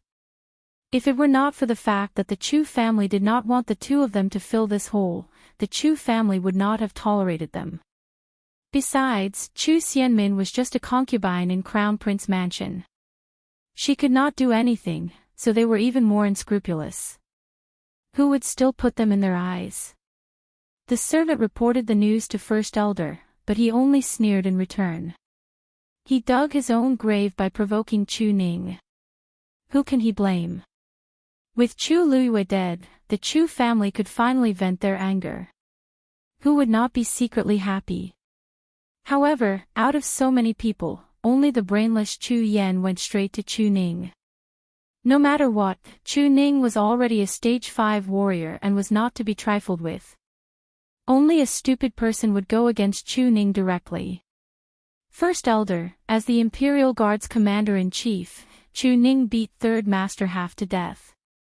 This is not appropriate. Should we report this to His Majesty? First Elder's mouth twitched. He's stupid, but all of you are stupid as well. Chu Luiyue just died, and Chu Ning is devastated. Why would His Majesty pursue this matter at this time? Besides, it was Chu Ning who provoked him first.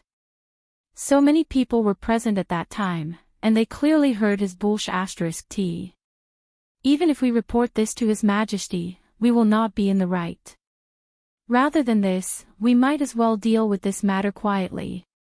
First Elder is right. If he could ruthlessly trample on him at this time, that would be called venting his anger. There's no need for us to do anything. Chu Ning won't be able to hold on. Only Chu Ning is left. Can't he slowly deal with him in the future? Pity. Chu Luiyue died so easily outside. She really got off easy. First Elder muttered in a low voice. Only by personally dealing with Chu Luiyue can the hatred in his heart be quenched. Has there been any news from the Crown Prince? Why is His Majesty so cold to the Crown Prince these days? First Elder pondered for a moment and changed the topic. The palace has a tight lockdown on information. We have investigated in private, but we couldn't get any information. However, there is one thing that is a bit strange. The Crown Prince was urgently summoned to the palace on the night of his wedding with the third miss. No one knows what His Majesty said to him, but after he came out, the Crown Prince returned to his residence and never came out. Before that, His Highness Third Prince entered the palace. This matter is related to His Highness Third Prince. Not necessarily. But His Highness Third Prince is currently being held in the capital by His Majesty and has yet to return to the Northwest Army. First Elder's brows wrinkled. A few days ago, he personally sent a letter but was rejected. It can be seen that the Crown Prince's situation is worse than expected. Vaguely, he felt that the Crown Prince's position is in danger. But they have always been on good terms with the Crown Prince. They are already in the same boat. At this time, it would be wishful thinking to seek refuge with another prince. Therefore, they must find a way to help the Crown Prince out of his current predicament. Mu Hongyu was unconscious for an entire day and night. When she woke up, she sat on the bed in a daze. Her whole body seemed to have been drained of all strength. Her mind seemed to be blank, but everything that happened in Wanling Mountain kept replaying in her mind. All the scenes were clearly replayed over and over again, making her extremely uncomfortable. If they stopped Lu Yu at that time, then everything that happened later wouldn't have happened. They were the ones who thought they were lucky, and they were too relaxed. No matter how strong Lu Yu is, she is just a student like them. She even entered the school half a year later than them. How could they let her face a magical beast of the 7th rank alone? That's a very powerful being. Even the elders in the school might not be its match, let alone Lu Yu. Mu Hongyu thought in a daze as tears fell silently. Then, she slapped herself harshly. Slap. The crisp sound of the slap was particularly clear in the quiet room. Her face was burning with pain, but it was nothing compared to the self-blame and guilt in her heart. Wu, the golden mane bear cub felt the heavy sadness from her body and seemed to be infected. It crawled over and hugged her arm as it whimpered softly. Mu Hongyu buried her head in her arms and sobbed silently. At this moment, there was a knock on the door. Mu Hongyu hurriedly looked up, wiped the tears on her face, and dragged her tired and painful body to open the door. Who is it? When she saw the face of the person outside the door, Mu Hongyu's face immediately turned cold. She did not say anything and wanted to close the door. Even if the person was wearing a veil and only revealed a pair of eyes, she could immediately recognize that it was Chu Xianmin. Hey! Wait! Chu Xianmin held the door with one hand and stopped Mu Hongyu's actions. I heard that you were injured, so I came to visit you out of goodwill. Why are you in such a hurry to close the door? Chu Xianmin said as her eyes quickly swept across Mu Hongyu's face, and the corners of her eyes twitched. Mu Hongyu was enraged by her gaze, and her voice was cold. I don't welcome you here. Leave quickly. It won't do you any good to provoke me. Mu Hongyu seemed to smile. You're not my match even when you're at your peak, let alone now that you're injured. This kind of threat is meaningless. What do you want? Mu Hongyu had completely lost her patience. Chu Xianmin suddenly took a step closer. A sinister look flashed across her eyes as she smiled slowly. Chu Luiyue is dead. I heard that you were quite close to her, so I came to visit you. Look at you. She must have died very miserably, right?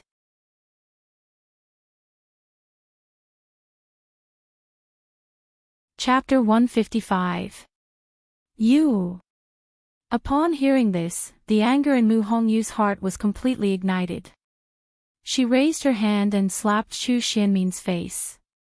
Chu Xianmin did not back down. She clamped down on Chu Xianmin's hand and pushed it hard.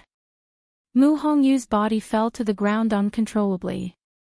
The wounds on her body split open again, and blood flowed out, leaving bloodstains on her clothes. She was seriously injured and was at her weakest. She was no match for Chu Xianmin. Chu Xianmin stepped through the door and looked down at her with a mocking gaze. Are you angry? What's there to be angry about? Am I not telling the truth? I heard that Chu Luiyue died in the hands of the black flying python. The entire mountain collapsed. I'm sure there's nothing left of her now, right? Mu Hongyu's chest churned as black shadows flashed across her eyes. You. Get lost. Chu Xianmin chuckled. I came to see you out of goodwill, but you're so against it and even want to chase me away. You really don't know how to appreciate my kindness. However, don't worry. Chu Luiyue harmed me to this extent. I won't let it go so easily. It's a pity that I didn't get to finish her off personally and didn't even see how she died. Since you're so close to her, I'll put this on your head in the future. I'll slowly repay you in the future. As she spoke, she turned around and was about to leave. The golden mane bear cub suddenly chased after her from behind and bit Chu Xianmin's calf harshly. Ah! Chu Xianmin cried out in pain and quickly looked down. When she saw that it was the golden mane bear cub, she was shocked and angry. Get lost! The golden mane bear cub was flung away and fell to the ground. Its body shook, and it spat out a piece of flesh from its mouth that was full of blood. It had actually bitten off a piece of flesh from Chu Xianmin's calf. Chu Xianmin's face was pale from the pain. Her heart trembled as she looked at the bloody wound on her calf. She had finally recovered from her injury, but she was attacked by this little bastard again. Such a deep wound would definitely leave a scar. You're courting death. She suddenly pulled out the sword at her waist and slashed at the golden mane bear cub. The golden mane bear cub looked up at her, and its fur suddenly stood up. His eyes were filled with hostility. When the long sword landed, it actually charged straight at Chu Xianmin. Chu Xianmin's sword barely grazed the little golden mane bear's back. However, the golden mane bear cub was a natural fourth-grade magical beast. Its physical strength was extremely strong, and it dodged quickly. The sword only managed to cut off some of its fur. Not even a single wound was left behind. Bang! The golden mane bear cub slammed its head into Chu Xianmin's stomach, causing her to fall to the ground. The back of Chu Xianmin's head hit the ground hard, and her brain buzzed. She was furious. She kicked the golden mane bear cub away and struggled to get up. She raised her sword and stabbed at the bear cub's exposed abdomen. Tsong tsong. Mu Hongyu exclaimed and pounced over. The tip of Chu Xianmin's sword had already reached Mu Hongyu's back. Clang! A rock flew from the side and accurately hit the sword, causing Chu Xianmin's sword to deviate. It narrowly grazed Mu Hongyu's side. Chu Xianmin turned around angrily. Who dares? The moment she spoke, she stopped as if someone was strangling her. The person who came was Mr. Wen Yan. He quickly went forward and helped Mu Hongyu up. After making sure that she was fine, he looked at Chu Xianmin again with an ugly expression. Chu Xianmin, what are you doing? He originally wanted to see how Mu Hongyu was recovering, but he did not expect to see Chu Xianmin standing at the door from afar with a sword in her hand. When he got closer, he clearly saw Chu Xianmin attacking Mu Hongyu. This is the academy. Are you crazy? How dare you attack your own classmate? Chu Xianmin knew that something was wrong. The door was not closed, and Mr. Wen Yan must have seen it clearly. She hurriedly tried to defend herself. Mr. Wen Yan, listen to me. It's not what you think. I just wanted to visit Mu Hongyu. Her fiend attacked me first, and I fought back to protect myself. Wen Yan did not believe a single word of this explanation. Cut the crap. When did your relationship with Mu Hongyu become so good? Chu Xianmin secretly bit her lip. Mr. Wen Yan, I'm telling the truth. Look if you don't believe me. This is the wound it left on me. Chu Xianmin pointed at her calf as she spoke. Wen Yan frowned and looked over. Indeed, a piece of flesh had been forcefully torn off. He turned around and glanced at Mu Hongyu and the golden mane bear cub. The golden mane bear cub was still vigilant as it stared at Chu Xianmin. Wen Yan shook his head and said with disappointment, fiends are very sensitive. Magical beasts are the most sensitive, especially young ones. The reason why it's so wary of you is obviously because it has sensed your hostility. Mu Hongyu is its master. Do you want me to continue asking why it's treating you like this? Chu Xianmin was a little flustered. Mr. Wen Yan, all right. You're also injured now, so we're barely even. I won't pursue this any further. Quickly go back and recuperate. Don't let this happen again in the future. Wen Yan interrupted her and looked a little impatient. Yes. Chu Xianmin knew that there was no point in continuing to argue. She could only clench her teeth and swallow her anger as she turned around and limped away. Wen Yan looked at her back view for a long time and sighed. Chu Xianmin used to be smart and hardworking. How did she become like this?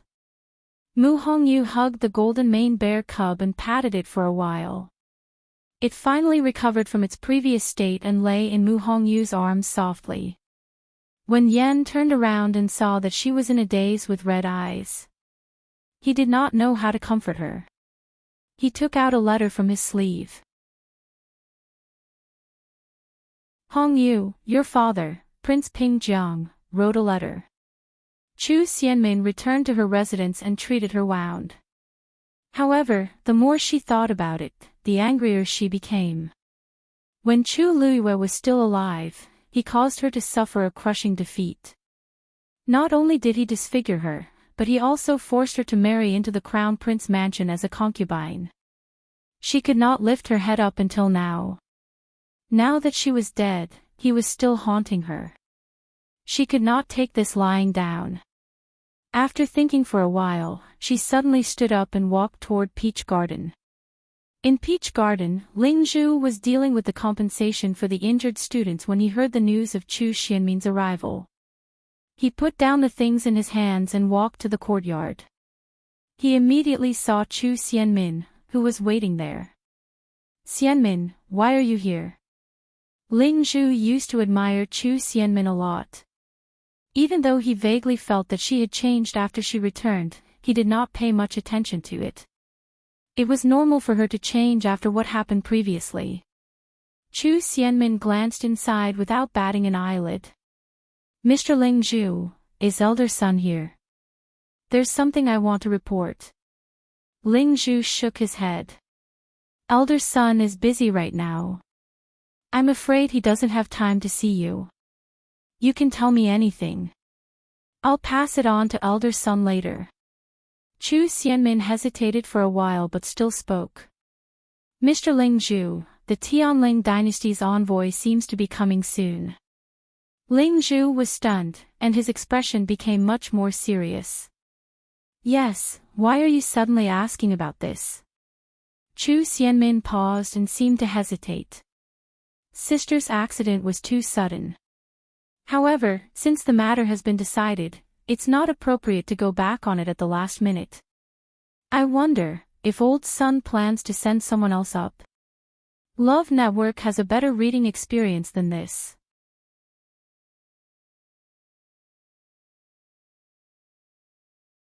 Chapter 156. Ling Zhu never expected that Chu Xianmin would come here immediately to talk about this matter before Chu Liyue's body had even turned cold. Even if Chu Liyue had severed ties with the Chu family, they still had the same blood flowing in their veins. How could Chu Xianmin say all this without changing her expression? Wasn't she stepping on Chu Liyue's dead body? Ling Zhu's expression was a little stiff. Xianmin, did you look for Elder Sun just to talk about this? Chu Xianmin also noticed that his expression was a little off. She lowered her eyes and made a sorrowful expression. Teacher Ling Zhu, I know it's not appropriate to say this now, but the dead can't be brought back to life. As the living, we should do what we should do. The Tianling dynasty is such a powerful existence. If we don't deal with this properly, this is not something you should worry about. You should go back and rest first. Ling Zhu looked at Chu Xianmin's sorrowful expression and felt nauseous. If Chu Xianmin cared about Chu Liyue even a little, she would never do such a thing. Since she could say it, why did she have to be so pretentious? Chu Xianmin did not notice Ling Zhu's gaze and asked hesitantly, Then, this matter, I'll discuss it with Elder Sun when he's free. Ling Zhu averted his gaze. Chu Xianmin was then relieved. Okay, I'll go back first. Please continue with your work. She then turned around and left. Walking out of Peach Garden, Chu Xianmin's lips curled up under her veil. Chu Liyue was already dead, and the academy would definitely find someone to replace him. Naturally, she was the most suitable person as the second in rank. The Tianling dynasty was a powerful existence that only existed in legends. If she could use this opportunity to build a relationship with them, she would not have to worry about not being able to achieve great things in the future. Now, everyone said that she was down and out and no longer had her former glory. Even the servants in Crown Prince Mansion dared to treat her badly. When she made a comeback, she would see how those people would continue to mock her. Ling Zhu watched Chu Xianmin leave. When her figure completely disappeared, he finally let out a long sigh and rubbed between his brows. Other than anger, there was also confusion in his heart. When did Chu Xianmin become like this? Or had he misjudged her from the very beginning? After settling this matter, Chu Xianmin wanted to go back and have a good rest. However, before she could reach her residence, the Chu family sent someone to inform her that Chu Yan had been beaten half to death by Chu Ning. Lu Ya wanted her to go back quickly. Chu Xianmin was shocked, but she did not care about her injury. She applied for leave from the teacher and returned to the Chu family. Chu Xianmin had mixed feelings when she walked to the Chu family's door again. She did not want to go in for a moment. Ever since she married into the Crown Prince's residence, she had not returned to the Chu family. At that time, she had been coldly married off. It could be said that she had lost all the faith she had accumulated over the past 10 years. Originally, she had wanted to wait until her days in the Crown Prince's residence were better before returning. However, the Crown Prince had shut himself in his study these days. It was difficult to even see him once, let alone talk about other things. While she was hesitating, the servant in front of the gate had already seen her and said in a strange tone, "Oh, I was wondering who it was. So it's third miss. You don't look well. Could it be that you're having a hard time in the Crown Prince's mansion?" Chu Xianmin felt even more humiliated. However, if she did not go in, it would seem that she was afraid. She took a deep breath and didn't say a word as she walked in without looking sideways. After she left, the servants at the gate looked at each other and laughed in unison. Chu Xianmin dug her nails deep into her palms to suppress the anger in her heart. Along the way, the servants who passed by all mocked and ridiculed her when they saw her. They did not take her seriously at all. When Chu Xianmin finally reached Chu Yan and Lu Yao's residence, her palms were already bleeding from the clenched fists. Lu Yao was standing outside the door. When she saw her, she hurriedly walked over. "Minmin, you have to save your father." Chu Xianmin took a deep breath and walked into the house. "How is father now?" Lu Yao wiped the corners of her eyes and said resentfully. "It's all because of that Chu Ning. He actually beat your father up like that on the streets. If he hadn't been treated in time, I'm afraid." Chu Xianmin walked into the house and saw that Chu Yan was still unconscious. His face was bruised and swollen, and there was almost no part of his body that was unharmed. One could imagine how ruthless Chu Ning was. How did father get hurt like this? Didn't the residents invite anyone to come and take a look? Lu Yao sighed helplessly. "Ever since Chu Luyue came and caused a ruckus, your father's and my status in the residence plummeted, and we became a thorn in everyone's side. They couldn't be happier that your father was beaten up. Why would they help get someone to come and take a look? Most of the money under your father's and my name has been taken away by them. What's left is not enough to invite those famous doctors. We can only drag it on like this. Minmin, I asked you to come back this time to ask if you have any way to help." At the mention of this, Chu Xianmin was also very frustrated. Wasn't this part of the reason why the Chu family treated her like this? What can I do? I'm already in a difficult enough situation myself. How can I help you? Besides, the Crown Prince has been staying in the study. I can't even see him, let alone ask the Crown Prince for help. Lu Yao was also anxious. Then what should we do? Are we just going to watch your father suffer like this? Chu Xianmin was silent for a while before she finally said, "Forget it. Don't be anxious now. I'll think of a way to raise some money for you to hire a better doctor for my father first. I'll think of a way to deal with the Crown Prince. After this period of time, the Tianling dynasty's people will come, and it will be our day to shine." Lu Yao was confused. What? Where did this come from? Chu Xianmin touched the veil on her face. Chu Luyue is dead. I'll take her place and meet the Tianling dynasty's envoy.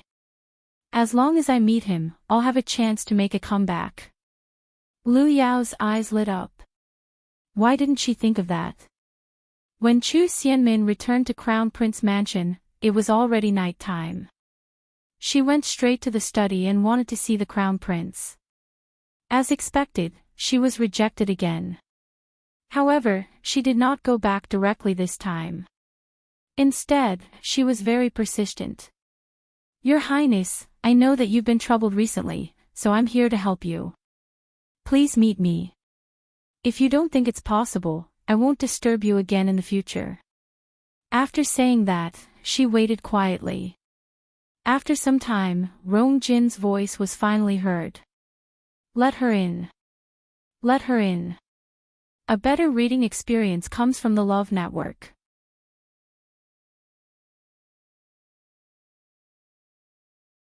Chapter 157. Chu Residence. Chu Ning was unconscious for a day. He only woke up the next morning. He opened his eyes and took a while to recognize that he was in his own house. No, wasn't he at Tianlu Academy discussing with elder son about going to Wanling Mountain to find you, Why was he back home in the blink of an eye? He struggled to get up but knocked over the teacup beside the bed. Hearing the commotion, the person waiting outside hurriedly came in. Lord Chu Ning, you're awake.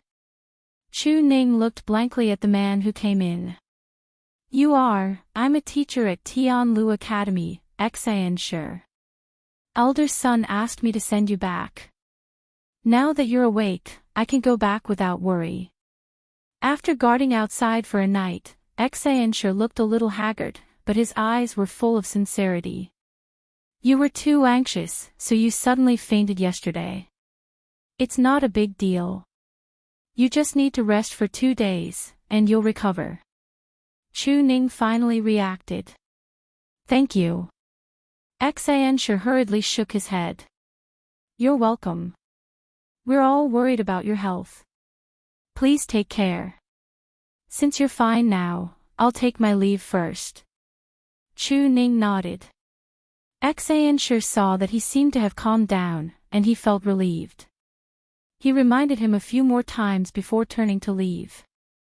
Chu Ning, who was sitting in the room, heard the sound of the door opening and closing clearly. His eyes were empty like a bottomless abyss. After a while, he finally got up and walked out with stiff and heavy steps. Not long after Enchanting walked out, he heard footsteps behind him. He turned around and saw Chu Ning walking out as well. He was expressionless, and his whole body emitted a cold aura. Enchanting walked back quickly. Lord Chu Ning, why are you out so soon? You need to have a good rest. Chu Ning pushed away his hand that was about to support him and said word by word, I'm going to find you, I've already been delayed for an entire night yesterday. I can't be late again today. I have to go quickly. Enchanting was helpless. Given Chu Ning's current state, people might even believe that he had gone mad. How could he let him go to Wanling Mountain alone? He tried to pull him back but failed. He could only run in front of Chu Ning and block his way. Please listen to my advice. Lord Chu Ning, no matter what you want to do, you should first take care of your body, right? Now that you're like this, what if something happens? Chu Ning walked around him and stubbornly walked forward. I must go, I must go. At this moment, a young girl's clear voice suddenly came from behind. Father, where are you going? Chu Ning's body trembled. He couldn't be more familiar with this voice. But, could it be that he missed you, or too much that he was hearing things? Father. The voice was right behind him. Chu Ning wanted to turn around immediately, but his body was extremely stiff and he couldn't move at all. Enchanting raised his head and saw a young girl coming from the corner of the Bluestone Road. She was slender and graceful, and her appearance was clear and beautiful.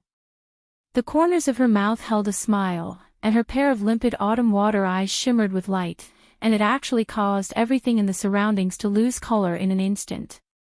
Who else could it be but the dead Chu Luyue? Enchanting's heart trembled.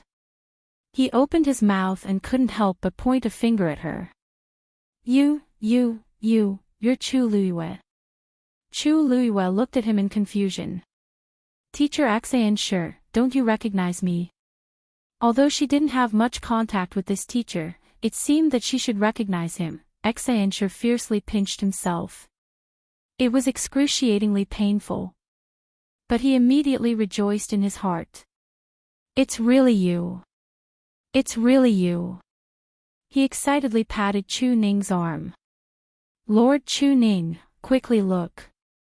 Lu Yu is really back. Quickly look. Chu Ning's ears were buzzing. Chu Luyue finally sensed that something was wrong. She quickly walked forward. Father, what's wrong? Enchanting hurriedly explained. You don't know. Everyone thought that you had. Lord Chu Ning said that he wanted to go to Wanling Mountain to find you. I didn't expect that you would come back like this. That's great. Chu Luiyue suddenly understood. That's right.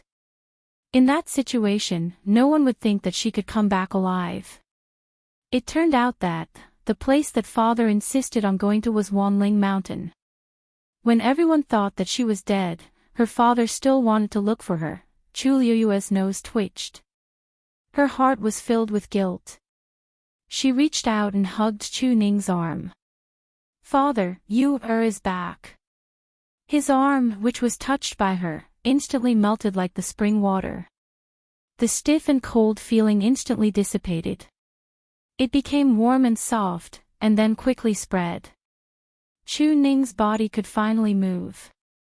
He slowly turned his head and finally saw the face that he thought he would never see again.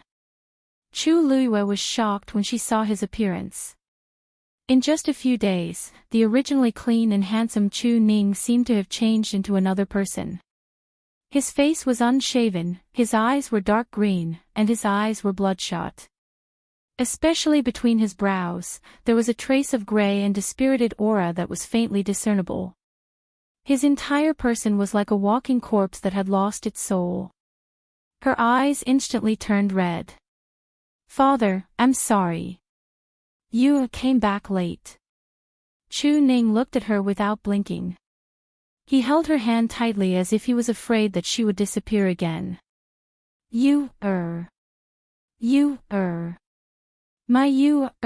His voice almost broke Chu Luiyue's heart. She held back her tears. Father, let's go home first. Yes. Let's go home. Chu Ning finally came back to life. Let's go home. Enchanting was also very happy at the side. Lord Chu Ning, Luyu, you two go home first. I'll go back to the academy and tell Elder Sun and the rest that you're back. They've been worried sick these few days. After that, he turned around and left quickly. Enchanting actually admired Chu Luiyue very much. Now that he saw that she had returned safely, he was also very happy. He couldn't hide the smile on his face. When they reached the academy, many people were curious when they saw his energetic and smiling face. Not long after, they bumped into Bai Qin. Bai Qin asked curiously, Enchanting, didn't Elder Sun send you to take care of Lord Chu Ning? Now that you're back, is Lord Chu Ning better? Enchanting chuckled. Of course. Not only is he better, but he's completely recovered. Where's Elder Sun? I have something important to tell him immediately. Bai Qin looked at him and found it very strange. Are you serious? Lord Chu Ning was heartbroken yesterday. Why is he completely recovered now? Elder Sun is still busy. What's so important that you have to tell him so urgently? Enchanting patted his chest. Ha! I won't hide it from you. Anyway, the whole imperial city will know about this very soon. Chu Luiyue. She's back alive. Chu Xianmin, who had just walked in, suddenly stopped in her tracks as if she was struck by lightning. She looked up in disbelief. Mobile users, please browse and read. A better reading experience comes from Love Network. You're tuning into the Dreamy Chapters YouTube channel. We're so grateful for your support, and don't forget to subscribe to join us on this incredible journey through captivating stories. Your generosity through donations truly makes a world of difference, as it's the primary source of revenue that allows me to expand and enhance this channel for you. Thank you from the bottom of my heart for being a part of this adventure.